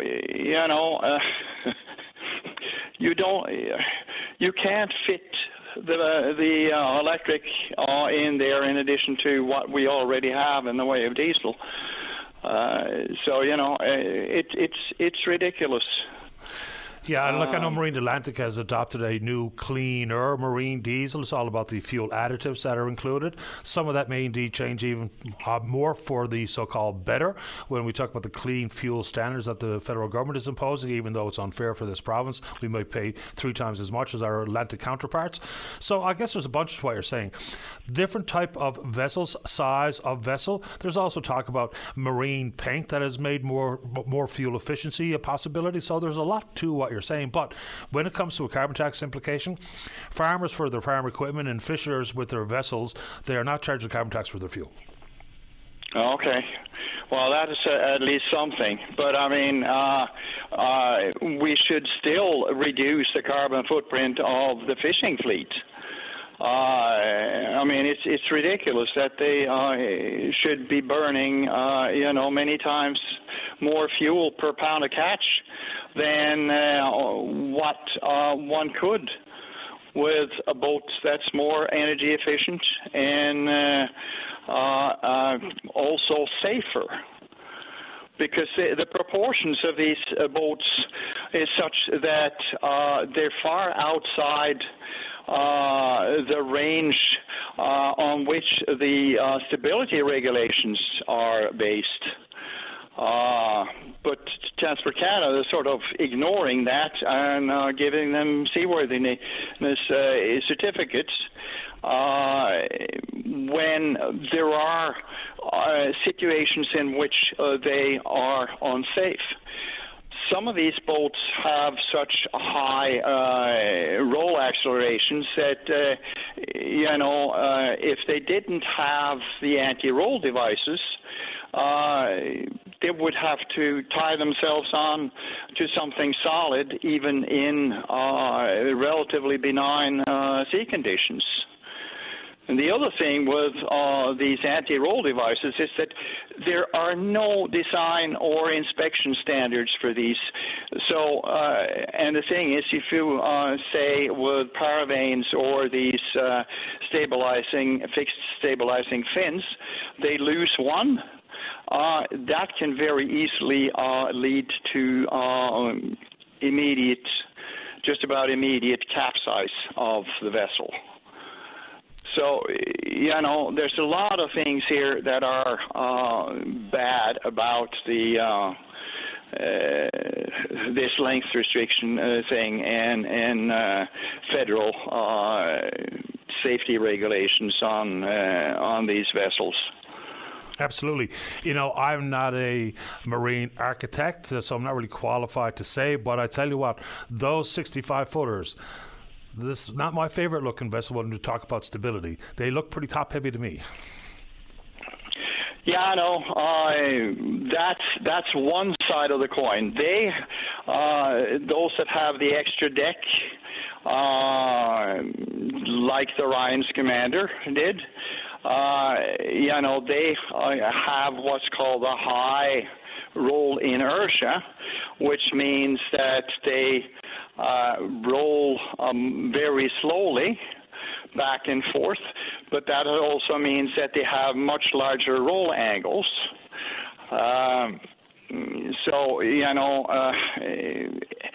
Plus they have extra sail area. So in a beam wind like the Ryan's Commander was in when she capsized,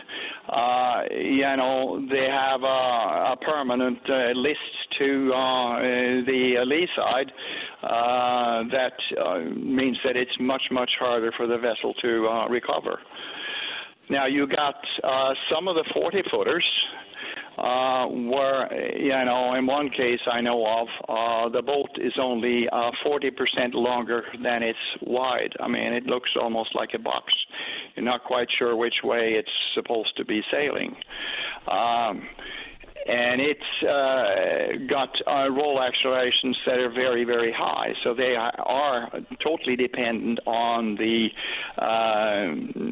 anti-roll fins that they've got there in order to be able to do the work they need.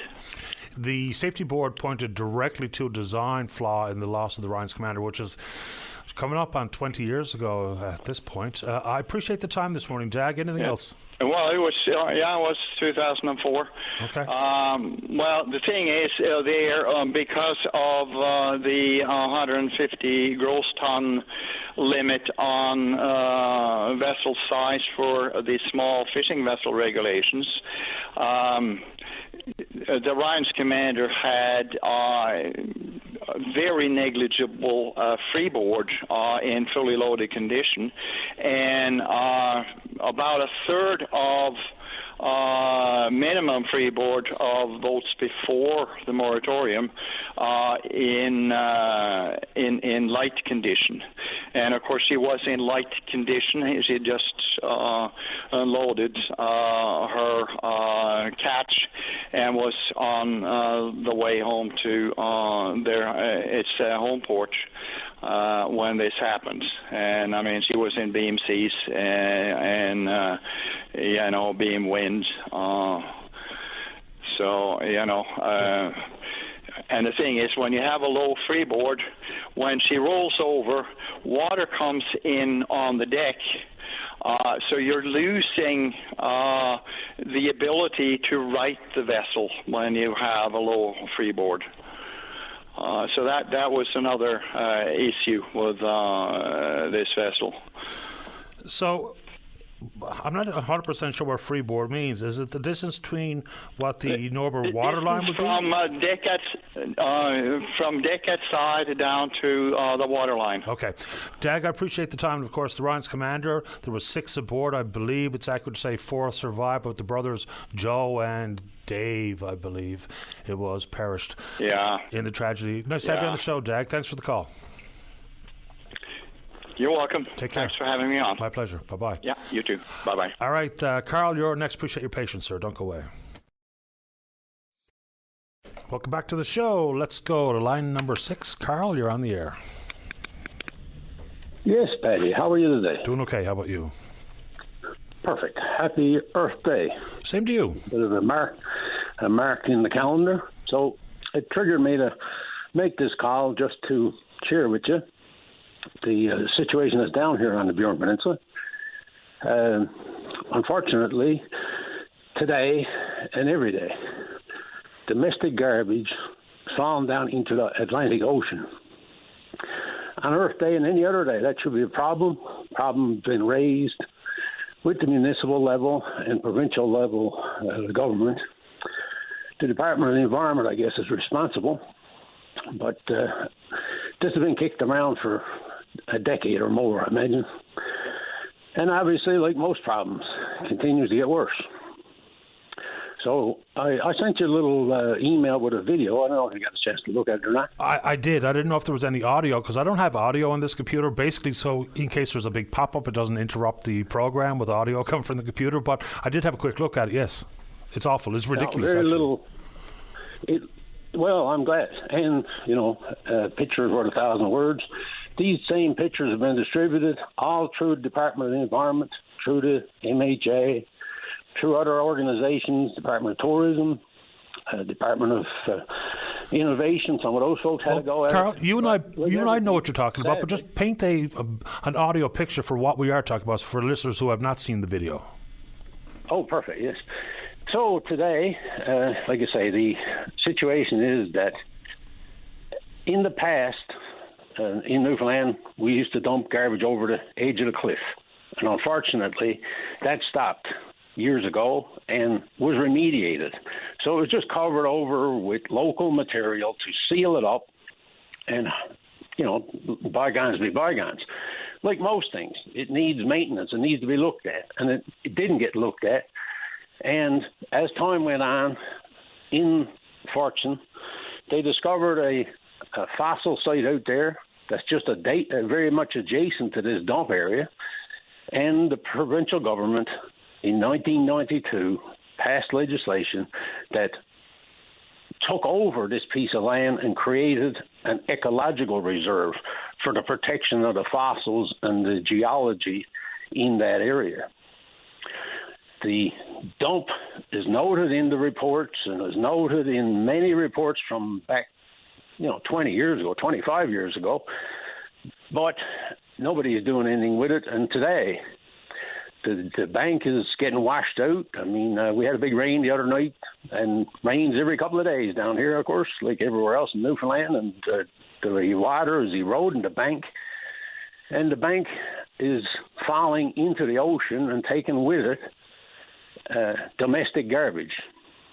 Now, the domestic garbage is everything from, I noticed a Charles playpen going down there. There's all kinds of garbage bags going down there, cans, everything that goes into a domestic garbage. I mean, it's literally falling down into the ocean. And like many things, I've got an industrial background and a commercial background in different things. When you get a spill, what do you do first? Secure the area, stop the damage. But provincial government and the Department of the Environment has showed very little interest in it. I've been at it personally for a couple of years. I read and I dug out all the reports, and the reports are going back decades. And the hope that it's going to go away, I hope it's going to go away too. But I don't believe it's going to go away without some kind of action. So today, on Earth Day, I suggest to anybody, send Mr. Bernard Davis a message and ask him about the garbage going into the ocean down on the Burin Peninsula. And Mr. Paul Pike is our representative down there at MHA. Send him a message and ask him, is it okay for garbage to be going into the ocean? And like anything, we are fisher people. We're also members of the planet. We got a responsibility to the rest of the world. And to be dumping garbage or to allow garbage to be dumped, there's a fine point right there. But to allow it to continue for decades, turning a blind eye, is very, almost embarrassing. This is an ecological reserve for the creation of spaces that the public can use. The government website shows wonderful pictures, but the reality are the pictures that I shared with you. And the reality is, I don't know, it's a bit of a unethical thing to show a picture of that lighthouse is beautiful and show a picture of the cliffs 500 yards from this dump site and it's beautiful, and then not to show any of this or not to even try to deal with it. I mean, it's an embarrassment on a human level, and it's a failure on a systemic level. And like everything else, every organization got people that do different things. So as you speak, as I spoke with people from the Department of the Environment, wonderful people, but the answer is the same. I don't do that. I don't do that. And in every one of my emails for the last 2 years, I've been asking for, if you don't do it, please contact me with people who do it, or contact me with a complaint process, or contact me with some way to move this forward. But unfortunately, we're going backwards, not forward. And with every rain, there's another couple of truckloads sometimes that falls down. I noticed one section there is about probably 60 feet long that fell down into the ocean. I mean, there's a truckload of garbage gone down into the ocean right there. So provincially, I suppose the mantra is to look out to the environment. But when it comes to action, and when it comes to doing stuff associated with this situation, specifically this situation, I don't see any difference in the last 10 years. And sadly, and I hope to make enough stink that somebody might do something with it. But today, I'm not sure that I can point to anything that has been done, or do I have any knowledge of what will be done. It's It's obviously something that needs some attention. In addition to garbage washing into the ocean, like even here in Robin Hood Bay, some of the leachades that are making their way into the ocean is also part of the conversation. It's wastewater. The city of Montreal, raw sewage being piped into the Gulf of St. Lawrence. It's amazing stuff for the St. Lawrence Seaway. Amazing things that are just not getting the attention they require. We've got the federal government standards regarding wastewater treatment and proximity to waterways and aquifers for dumps or landfills, but it's one thing to have them on paper, quite another for it to be dealt with in some sort of meaningful enforcement action. I appreciate the thought here this morning, Carl. Would you like to say anything else before I get to the news? So that's the reality of it. Everybody's talking about the environment, everybody's dealing with it, but look at this specific case. There's garbage going into the ocean inside of an ecological reserve that's promoted and proposed by the government as an example of the wonderful coastline that we got here in Newfoundland. And at the same time, domestic garbage falling into the ocean. And I'll keep repeating that phrase, and I've been for the last couple of years, and I'll continue to do it until somebody gets inspired, I guess, to go and have a look at it, and someone with some competency. I have no competency. I can look at it from a layman's terms, but they need to get some engineering folks out there, have a look at that bank and see what way they can remediate it, at very least stop the garbage from falling in, and then look at the long term and what they're going to do with it in the longer term. But like most things, everything starts with one step, and I appreciate this call, and this is just me throwing it out to the public, and hopefully a public organization or people are more than welcome to jump on the bandwagon, see, give us a hand here. Absolutely, and I appreciate your time. Thanks for the call, Carl. All the best. You have a great day. You too, sir. Bye-bye. Very quickly before we get to the news break, so Colin called earlier about the acquittal of Umar Zamir and his role in the death of a Toronto police constable named Jeffrey Northrop. He was acquitted of all charges. And Colin said, and I think he's absolutely right, that it is untoward, completely, entirely inappropriate for politicians to be weighing in on things like his bail. On top of that, even after there's acquittals or findings of guilt, then there's always the timeline for the possibility for appeal. So politicians, as much as they're just trying to pander to their voting base, it's a problem. If it was me or you, and the premiers and others were chiming in on it, then don't you think that has the possibility to take the process? Isn't that a problem? The whole concept of innocent until proven guilty, and in this case absolutely was innocent of all of the charges.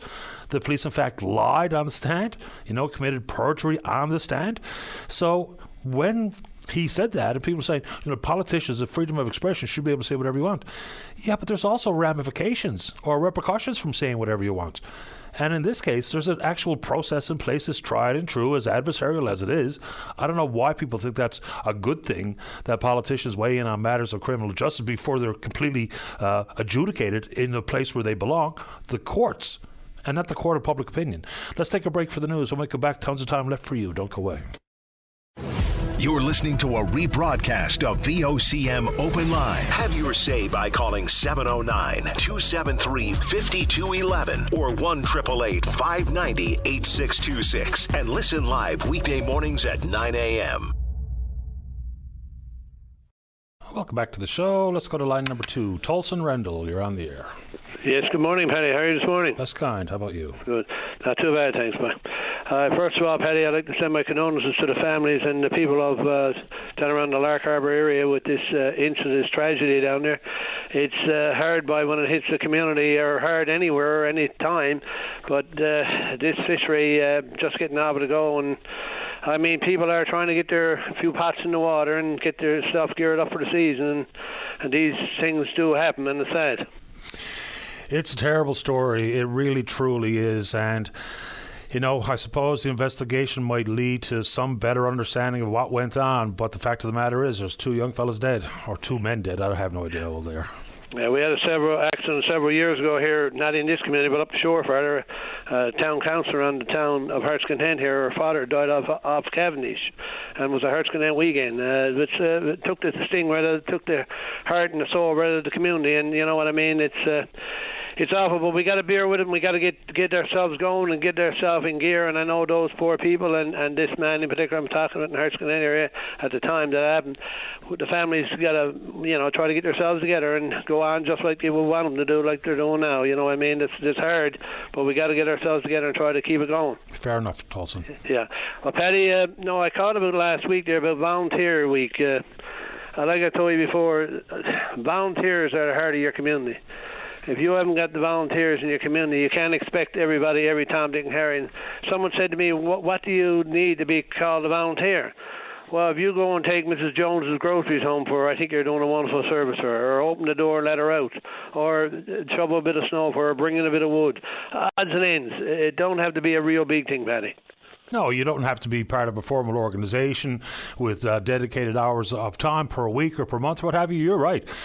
Just helping out in whatever capacity, like you just mentioned, that makes you volunteer of some note, sure. That's right, man. 100%. Yeah, any other than that, Paddy, I just want to mention too about the Janeway is coming up. The telethon now they're doing their 40th year on the 1st and 2nd of June, and I'm with the Janeway. Like I told you before, I'm 4 years behind them. I started I think they started in '84 and I started in '88, so I'll be 36 years into it. And it's great to be able to keep this tradition going. What I'm doing, and like I mentioned to you before, it's a wonderful organisation to be involved with, and. As we can see, with the economy and everything in such a state as it is, we always seem to pull our weight, Newfoundlanders and Labradorians, and we'll certainly make the grade.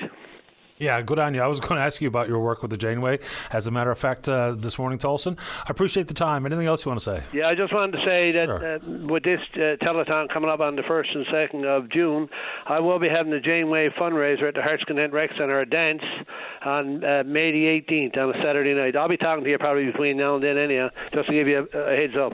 I appreciate it, Tolson. Thanks for the call this morning. You take care, Paddy. Bye and all the best. You too. Bye-bye. Okay. Stay safe. You too. Thank you. All right, let's keep rolling here. Line number 3. Sam, you're on the air. Good morning. How are you doing there, Mr. Paddy? I'm grand this morning. Thanks. How about you? Good. I want to give my condolences to the families in Loch Harbour about the 2 lost fishermen. I'm very sorry. Prayers about them and their families and their friends in the area. It's a big grief for the town. Mm-hmm. And my topic today is to talk about illegal dumping. Trash is everywhere. Our ditches are loaded here in the Port Peninsula, Steenville, all the West Coast. And the government's notice. The fines are too weak. And we want something done about this here, get this place cleaned up. Because you hear people protesting about an environment. Well, this is real deal here. I've been protesting about getting this place cleaned up with the garbage we have here, and it's been going on for a number of years. I want to see this place cleaned up, and I've been hauling loads of garbage. I've been picking up garbage along the ditch, and people just drive by, blow the horn, or they are probably participating in doing it as well. And it's very sad, and it upsets me, and I want the government to start doing more investigation and start putting stricter fines, because the fines you got there, $500 fine, is a joke. And put up monitoring cameras or surveillances to set up in places where there's mostly dumps, so we can start catching these people. Most of the place communities and the local service districts don't have the money to collect garbage every year for the yearly cleanup. We can pick up enough for the weekly garbage, but not for the yearly cleanup. Yeah. So some of them decide to dump it in the country, or dump it on the beach, or throw it in a ditch. I mean, it's pretty sad to see this here in Western Newfoundland, and I don't know what it's like for the rest of the island, but the Port Peninsula is polluted with garbage. And then it's sad. Well, I think most areas are, I would suggest, Sam. There was a municipality here in the Northeast Avalon. I'm not going to say, because I can't remember exactly which one, but they were talking about it being a problem. And so consequently, there were some notorious dump sites out in the woods. And they said, well, we're going to put up some cameras. And they did. But then lo and behold, they would release the pictures, but they would cloud the license plate and show no faces or anything. When I thought the concept was to catch them, to name them, and to shame them, because it's nonstop. And people use the excuse about the cost of a tipping fee. Look, that's simply that and no more. It's just an excuse. I mean, just thinking about the want to drive down a woods road with an old washing machine or a microwave or whatever the case may be, or a couch or whatever, just flick it in the woods, is ridiculous. But people are at it all the time. I mean, it's sad. This has been going on for years. Oh, yeah. I know I've just hauled a couple of loads of garbage there, some to the St. George's dump. You mean it's very cheap to get it there. I mean, the gas to travel there is expensive. And also Newcomb Metals here in Steamboat Port Harbour will take all your scrap metal, including fridges and stoves, and I haul down a fridge there as well, and all your scrap metal, they will take it all. And you mean, people, all they got to do is, between 2 or 3 of them, they can hire a truck and trailer to haul down the garbage. But it seems like they don't care about that. They just take it and throw it in their backyard, or end up in the woods. Eventually they'll end up in the woods when they can get it, sneak away at 3 or 4 o'clock in the morning or between after midnight and haul it and get rid of it out of sight, out of mind. I'm just tired of it. Places, I cleaned up a whole area, about 500 acres of land. It used to be a community pasture. It's no longer a community pasture here in Ship Cove, New Jersey. We cleaned it up spotless, and Wayne Young was the contractor at the time. Now, if you go back and look 15 years later, the place is terrible. There's garbage thrown all over the place again. So, you mean, you can't get the people to work with you, the corporate. They don't care about our environment. If they cared about our environment, they would allow this garbage to be thrown in the ditches. They wouldn't allow. They'd be pulling this guy over and telling him off, hey, pick this up, or something. They're throwing it in his yard. People, I mean, if you care about your environment, today is Earth Day. You care about your environment, do something. Help clean up. Every person that can help clean up. If you see somebody illegally dumping, tell someone. Tell them.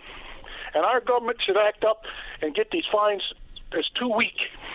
And also put in and the extra money they could put to get more services into help clean up this here illegal dumping and trash and there with the fees you get from the fines, from the illegal dumpers and the litters. $500 fine, like I said, it's a joke. If I have it my way, it'd be $50,000 fine or $500,000 fine. There's no need of it. There's no need of it. I appreciate the thoughts and the call this morning, Sam. I agree with you. There's simply no need of it, 100%. Perfect, yes, I agree. And hopefully now that our government officials will listen to this and the people will listen to this and start making changes. Clean up. You talk about environment, clean up. Clean up your backyards. Clean up your ditches. And attack those who do it. And push governments to get steeper fines and to crack down on illegal dumping and littering. I appreciate the call, Sam. Thanks a lot. Have a good day. You too. Bye-bye. Bye-bye. And in the world of diverting from, the woods and what have you, did you see that story about a grade 9 student, 15-year-old Ryan Easton from Mount Pearl? This is an amazing story.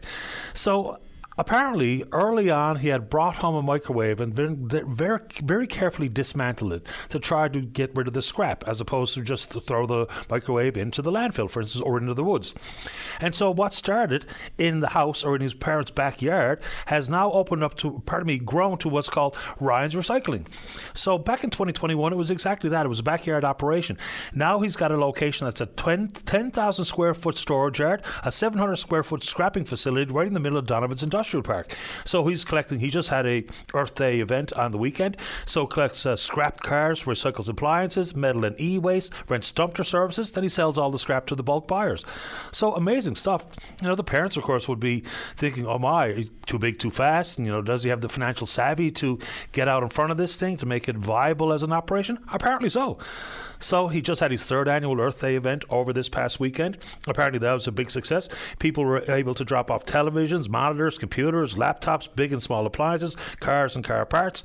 So 15-year-old Ryan Easton has now an actual successful business in trying to divert some of this stuff, to get it broke down and sold to the scrap bulk buyers. So that is a pretty cool story. So he's got a few employees, including his mom and dad and a couple of his buddies who are on staff at Ryan's Recycling. So from 2021 to 2024, just think about the size. 10,000 square foot storage yard, 700 square foot scrapping facility. Bravo to young Ryan Easton. That's a terrific story. And people may or may not do anything or care about or acknowledge the fact that today is the 54th Earth Day. But like I mentioned off the top of the show, and to Jerry Lynn Mackey this morning, it just does prove that when people are resolute to identify a problem, to try to implement tools that can make things better, and in this case, cleaner or more environmentally friendly, I guess is the right way to put it. So this was an American phenomenon. Now it's commemorated right across the world. And so the guy driving it, the horsepower behind him, was a fellow named Senator Gaylord Nelson. In just 2 years after acknowledging and saying that today would be Earth Day, in 2 years, the passage of the Clean Air Act, the Clean Water Act, establishment of the EPA, which is the Environmental Protection Agency, a ban on DDT, reduction of lead from paint, all accomplished within a couple of years. Why? Because people understood that pollution was a problem and something had to be done about it. And here we are on Earth Day, if that's something of interest. And, you talk about, garbage going into the water down in Buren. And you talk about the amount of wastewater making its way directly into the ocean, which is happening right across the country. Well, certainly places that edge up against the coastline. And seemingly, people just don't do much about it, if anything. The federal government has all these rules regarding compliance with wastewater treatment. The vast majority of municipalities across the country are not compliant, certainly when we talk about the smaller ones. There was even a story some years ago about a town manager in the town of Dover, here in this province, being, quote-unquote, threatened by the federal government officials because that community had not met the wastewater standard compliance at that time. And that was happening in different parts of the country.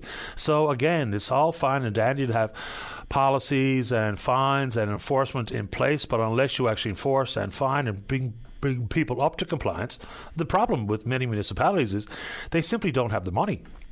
They do not have the money to do what the federal government regulations say. In addition to that, when you talk about municipalities, municipal cooperation, I know the whole concept of regionalization is dead for all intents and purposes in this province for a variety of reasons. But even things like housing, I'm not sure the status of. We do know that there's various parts of the province where municipal leaders have come together, joined forces, whether look at economic opportunities, what have you, but also creating things like climate change reaction plans, or whatever the right word is there. And then, yes, try to apply for some monies from the federal government regarding housing, notably inside Canada's Housing Accelerator Fund, of which there's copious amounts of money, an additional $400 million in the most recent federal budget. But municipalities are having a hard time figuring out exactly how to get at that money. So it's the compilation of data and having someone who's actually on staff who can take on this role, as opposed to some cooperation where next thing you know, municipalities are getting these applications filed because apparently it's quite an arduous task. So there's a variety of those things where municipal cooperation, even if it's not formal regionalization, is absolutely going to be part of progress for municipalities, big and small. Let's go ahead and take a break. When we come back, tons of time to speak with you on a topic of your choosing. Do not go away. Welcome back to the program. Let's go to line number one and say good morning to the Mayor of Happy Valley Gooseway. That's George Andrews. Mayor Andrews, you're on the air. Good morning, Paddy. Welcome to the show. How are you? No, not too bad, bud. How are you? Doing okay. Thanks for asking. So, obviously, big story coming out of your community with a pretty dangerous fire, pretty explosive fire, as they reported. So, we know they've been successful in knocking it down. The buildings are a total loss. But what's the status update today? What do we know? So right now, like I say, the fire cleanup is pretty well done. We move into the investigative part of it, I guess, and the RCMP and the fire commissioner do their work to determine exactly what went on and if there were any issues in that regard. From a community perspective, we pretty well returned to normal. Saturday morning, we lifted the state of emergency and allowed folks that were displaced to return to home, and the SPCA is back in operation in their facility as well. Describe that part of town, because I've seen and heard people try to paint us a picture of exactly what that north side of the community looks like. But tell us what it once was and how it's morphed into what it is today. Yeah, so the reason it's called the north side is that if you look at the airfield with the big base that we have, it's the area that the Canadian Armed Forces came in many, many years ago. The Americans were on the south side, and the Canadian Forces built up their part of the base on the north side of the airfield. So that's why it's called north side, or sometimes referred to as a Canadian side. It's a predominantly right now, most of these structures that are up there of an industrial sort of nature. A lot of warehousing, some companies that fit along the industrial side of things. This old hangar was was owned by a company, and contained there was a lot of storage of materials in there, but it also contained an oxygen-producing facility that was used for military and other operations in town. So that was the danger, and that's kind of where everything. I guess all our concerns sort of came from in terms of the potential of explosions and a huge explosion if that was to go. Yeah, I mean, obviously potentially dangerous. They had to retreat for a while before they went back in and fought the fire. And I mean, every time we hear stories about volunteer firefighters taking on this type of task, it's really remarkable. I know that there was some assistance from the fire services at Five Wing Goose after the tower portion of a hangar was on fire, but the whole concept of volunteers taking on this role is unbelievable. Yeah, we're extremely lucky, Paddy, because in our community with the activity on the wing and the fire hall on the wing, we're blessed because we have a volunteer fire department, but we also volunteer fire department is made up of some career firefighters. So from a training and from a experience perspective, I watched these guys. I was on site on Friday evening. I watched these volunteer and career firefighters work together seamlessly. From Serco firefighters fighting mostly from the airfield and their equipment, and came on site to provide assistance to our firefighters. But the decision was made around 9 o'clock that they would just drop hoses and move their staffs away because of the volatility and the potential. And when we did a site survey on Saturday, Patty, we saw some things that were very concerning. These metal containers that they use and canisters, I guess, they use for welding, the big bottles and stuff. Some were several hundred feet away from the actual facility.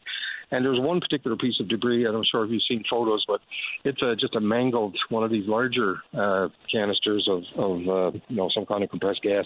But it's just a mangled piece of metal. It was probably 200 feet away from the actual building. And, it didn't get there. It wasn't carried there. It flew through the air when it exploded.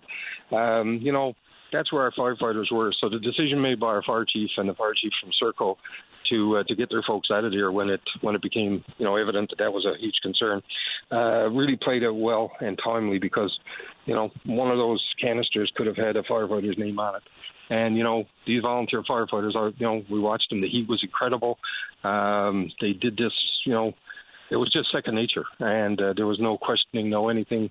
They just went and did what they do and what they do best. And from a community perspective, we're just so thankful that we're lucky enough to have such a great group of guys, both here and at the Five Wing with Serco's fire department as well. I mean, apparently the cohesion and coordination was really top drawer. But I'm going to add this to the conversation, just like I did with Perry Trimper. There are stories coming from some of the residents of the north side. Talk about the evacuation orders, because if it's zoned general commercial, apparently the RCMP weren't really aware just how many people actually live in the area. And so one lady in one apartment building said, well, did you make these people aware who just live right there? And apparently the RCMP didn't even know they were there.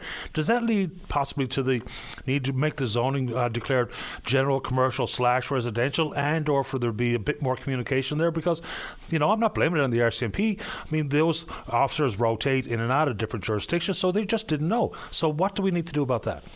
Yeah, so the area is predominantly zoned industrial, and with that, our zoning allows for certain types of residential activity in that particular area. To the best of my knowledge, and the information that I've received from our municipal enforcement officer, was that all the buildings were knocked on, the doors were knocked on, etc. The part of the problem sometimes rests, I guess, around not knowing if there's a resident in a particular building. So we'll do our hot wash now late this week or early next week in terms of looking at the incident, looking at things that went well, what didn't go well, what caused confusion. That's one of the things that we'll definitely look at. But from our perspective, when the order came out to evacuate, our municipal enforcement, along with RCMP from both our detachment here and from the Sheshatshiu detachment, went and knocked on doors. Like I say, we'll review that. Whatever the findings of our hot wash or after exercise meetings and discussions, we'll definitely put plans in place to ensure that that happens. Because like I say, I did hear from the same lady that is on CBC this morning and probably on your show to say that this is not the first time that this possibly has happened. But so we'll definitely put that on the table and work to resolve whatever we need to do to make sure that doesn't happen again. I really appreciate the time this morning, Mayor Andrews. Obviously, it could have been much worse. Thankfully, it wasn't. Yes, we averted a crisis, a potential crisis or catastrophic incident. But like I say, when the evacuation order came, it was based on information, of what the threat was and what the potential outcome could be of the threat. And when we looked to evacuate, we evacuated the, about a kilometre radius, which would have made things safe for everybody, or safe as it could be for everybody. So I appreciate the time. Thanks, Mayor. Okay, bye. Bye-bye. That's George Andrews. He's the Mayor of Happy Valley Goose Bay. Let's take a break for the newscast. And as you know, still plenty of time to speak with you on a topic of your choosing right after this. Don't go away. The Tim Powers Show. Join the conversation weekday afternoons at 4 p.m. on your VOCM. Welcome back to the show. Let's go to line number 3. Say good morning to a lady running for a position on Paradise Town Council. That's Jennifer Hiscock. Good morning, Jennifer. You're on the air. Hi, good morning. How are you? I'm grand this morning. Thanks. How about yourself? I'm doing great, thanks. Terrific. I'm excited to be on.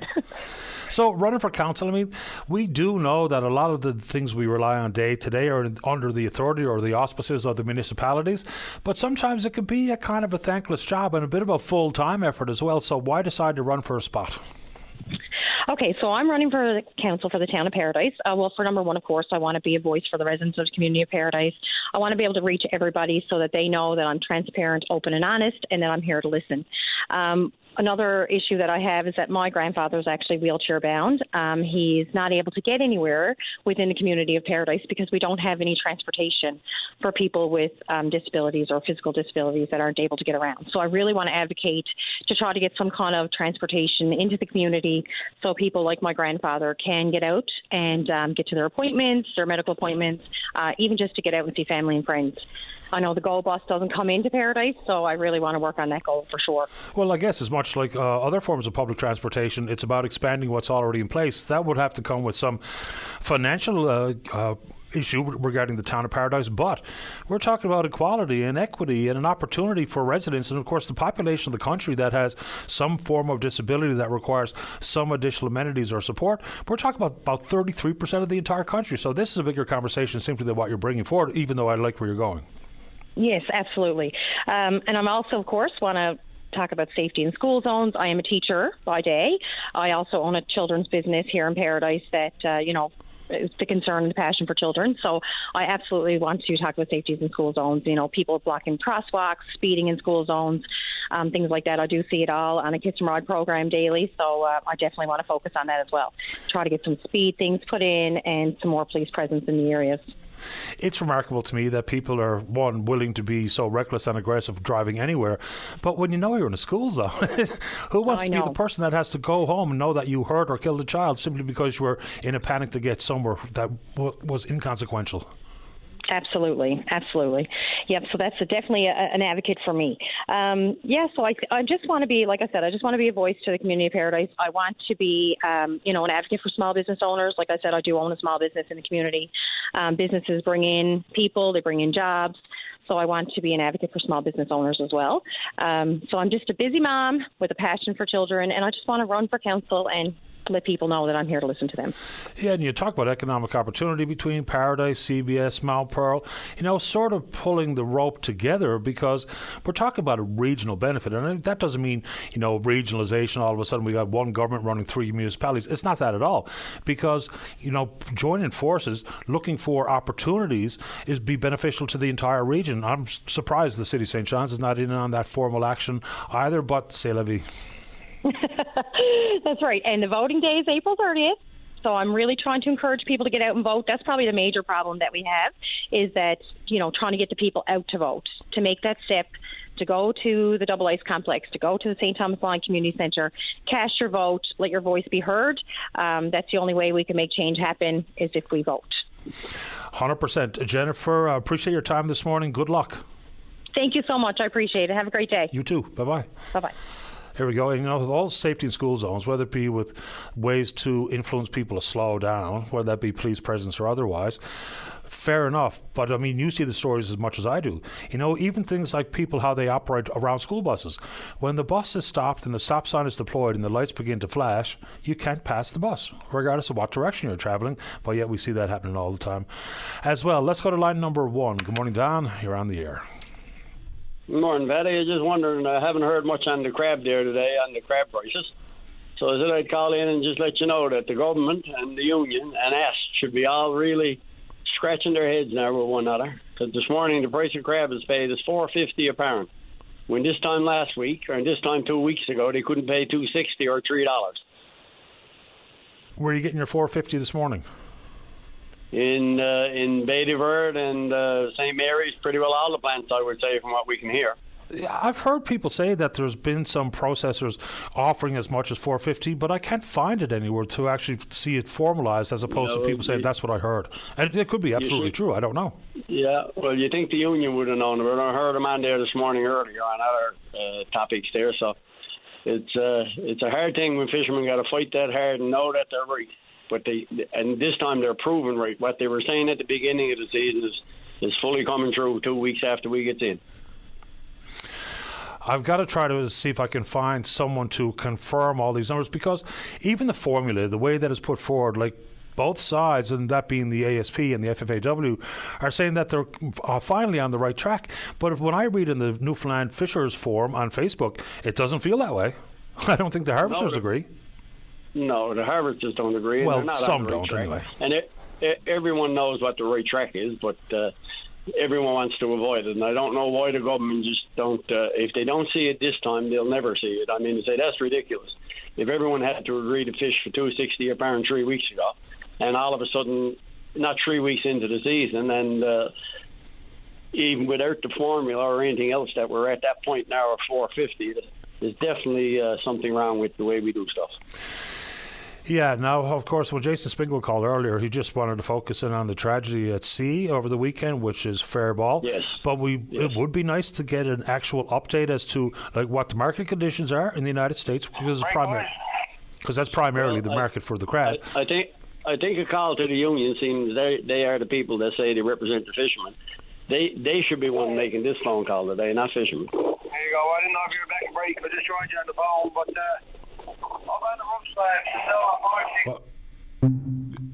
there was obviously a connection, a problem developing there. So fair enough, and we'll try to get some confirmation as to what exactly is going on. You know, it is interesting to know that the union and the processors were talking about the fact that they've arrived at a formula for snow crab, lobster, halibut.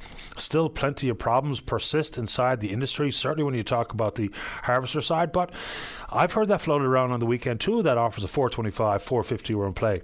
Haven't seen anyone beyond the so-called rumor mill speak to it, but I'm happy to have people on if they would like to talk about it. In addition to that, you know, there is more to it. It was always going to be about price, ultimately. But even commitment by either the government or anybody else to look at things like expanding processing capacity, removing some of the caps that some of the plants endured last year, the controlling agreements, which have already been settled in court but apparently continue to exist, which is amazing to me.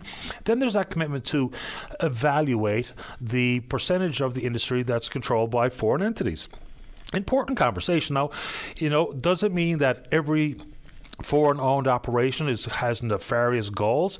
I mean, look at other industries, whether it be in mining or oil notably. There's the significant percentage of involvement here is foreign companies. So I think we talk about it and treat it a little differently as it pertains to the fishery. It's historically significant. It's emotionally charged. I suppose that plays some sort of role. But I will try to get someone to give us an update as to where we are exactly with the price on that front. So apparently the province had some 30-ish applications in front of them regarding buyer's licenses. For local operations, they were only going to be able to buy to ship it out, as opposed to buy and process it here, which is sort of strange. Then the last updated number we had is that 3 of those applications were for the so-called out-of-province buyer. I haven't heard or seen or read anywhere that any of these licenses for the so-called out-of-province buyer have been approved, because that will really be the trick.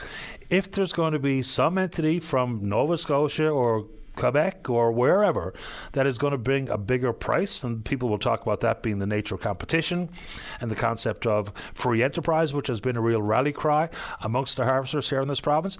So it'd be nice to have an update if you have a formal one, whether that be someone at the provincial government level, I guess Minister Lovelace, and or anybody who has heard on the ground that absolutely these buyers are here in the province, are offering the money, because it's fine to hear the 450 floated around, but I can't find anyone to confirm that that's actually what's happening as opposed to the aspiration of it all.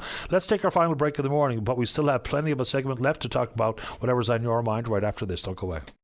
Welcome back to the program. Well, that conversation regarding price. So apparently the issue there has been that the government increased the processing cap by £3.5 million, that associated with the Dailies group, and then they took some fish that was, some product that was going to be landed and processed in the Quinlan's plant in Bay de Vert. Consequently, what happened? A bidding war, because they all want their plants to be operating and they want to keep their plant workers working. So when you get that concept of a bidding war, of course it's going to drive the price. Whether that's necessarily reflective of what the market and profitability looks like this particular time, I don't know. But if that's what's happening, fair enough, because if you're out there fishing for $3 and someone's willing to give you $4.50, pretty much a no-brainer, 100%. So off the top of the program, also talked about the possibility that the government's going to close some of the loopholes and add some teeth to the Landlord Tenancies Act to allow for there to actually be some evaluation done of some spat between whether it be the landlord or the tenant, and actually the ability to levy the fines that were increased. But of course, that increase means absolutely nothing, given the fact that there's never been a fine that's been put forward. So the minister responsible, Sarah Sudley, says they're working towards hiring a staffer to take that role on. What that staffer looks like, as opposed to the person who's now the arbitrator, period, why they're not given the authority to put a fine on the books, is beyond me. I guess maybe we should speak with Minister Studley directly to talk about exactly what this role is going to look like, what this person will be, what their job description is. Do they have some position of authority, like a court officer or something? Because if we currently have a process, why not just give that arbitrator some actual authority to bring forward the fine? I don't know. Then went on to talk about the concept of the explosion in the price to rent accommodations, to rent a place. And it has been meaningful. Vacancy rates are way down, and consequently, rents have skyrocketed right across the country, including here in this province and notably here in the Northeast Avalon. So what I brought forward, simply for the purpose of potential conversation, was what a rent cap or rent controls might look like. In certain parts of the country, they do indeed have these concepts in place. You know, the ability for a landlord to raise the rent one time per year, and then just by how much they can raise it. So there's places like PEI where it's 2.5%. So as a renter, you know what you're getting yourself into. As a landlord, you know what the landscape is. So that's an important feature. Now, certainly good for the renter, and maybe not terrible for the landlord, but the additional layer that I put to it that is not being well received, but it was only to just see if we could drum up some conversation about it, is what that means for development. We have seen federal policies in particular, and some provincial policies in different provinces across the country, try to incentivize on the demand side, which sounds good, feels good, and like, for instance, in the federal budget, some of those incentives were the ability to get, if you have an insured mortgage in place as a first-timer, the ability to extend your 25-year amortization period up to 30 years. Great for the lender, and maybe better for the monthly payment feature of these young first-time home buyers. Then there was also the extension for the amount of money you can take out of your RRSP. Now, I don't know how many people this actually will directly impact. So it used to be that you could take out tax-free some $35,000, and now they've extended that to $60,000. They've also extended the amount of time you're allowed to take before you have to repay it, because you do have to repay it into your registered retirement savings plan. It used to be 2 years. Now they've extended it to 4 years. If I'm a first-time home buyer, then that feels good. It makes it feel to me like I'm getting a fairer shot at getting in on the market. The problem is that we have a supply issue. So while it's a feel-good, and if the government's trying to curry favor with millennials and Gen Z, as they say, what's the outcome going to be? Quite likely, it's going to further exacerbate the supply crisis and shoot the prices up even further. So for property owners, you know, whether it be you have an American hedge fund or whatever the case would be, that's going to be great for them. And why are home prices high in the country? because people want to get as much as they possibly can for their home. And when you have a supply shortage, of course it's a seller's market. Of course the prices are going to go up. Of course you're going to like to get more than ask for many homes that are put up for sale in the country. So incentivizing demand really feels counterintuitive to me. I've had a bunch of potential first-time home buyers really quite displeased with me saying that, but so be it. I think we have to talk about the actual outcome of some of these policies. And when it came to rent cap or rent controls, the other part of the conversation was not just about price and affordability and hitting that target, is what it would mean for developers.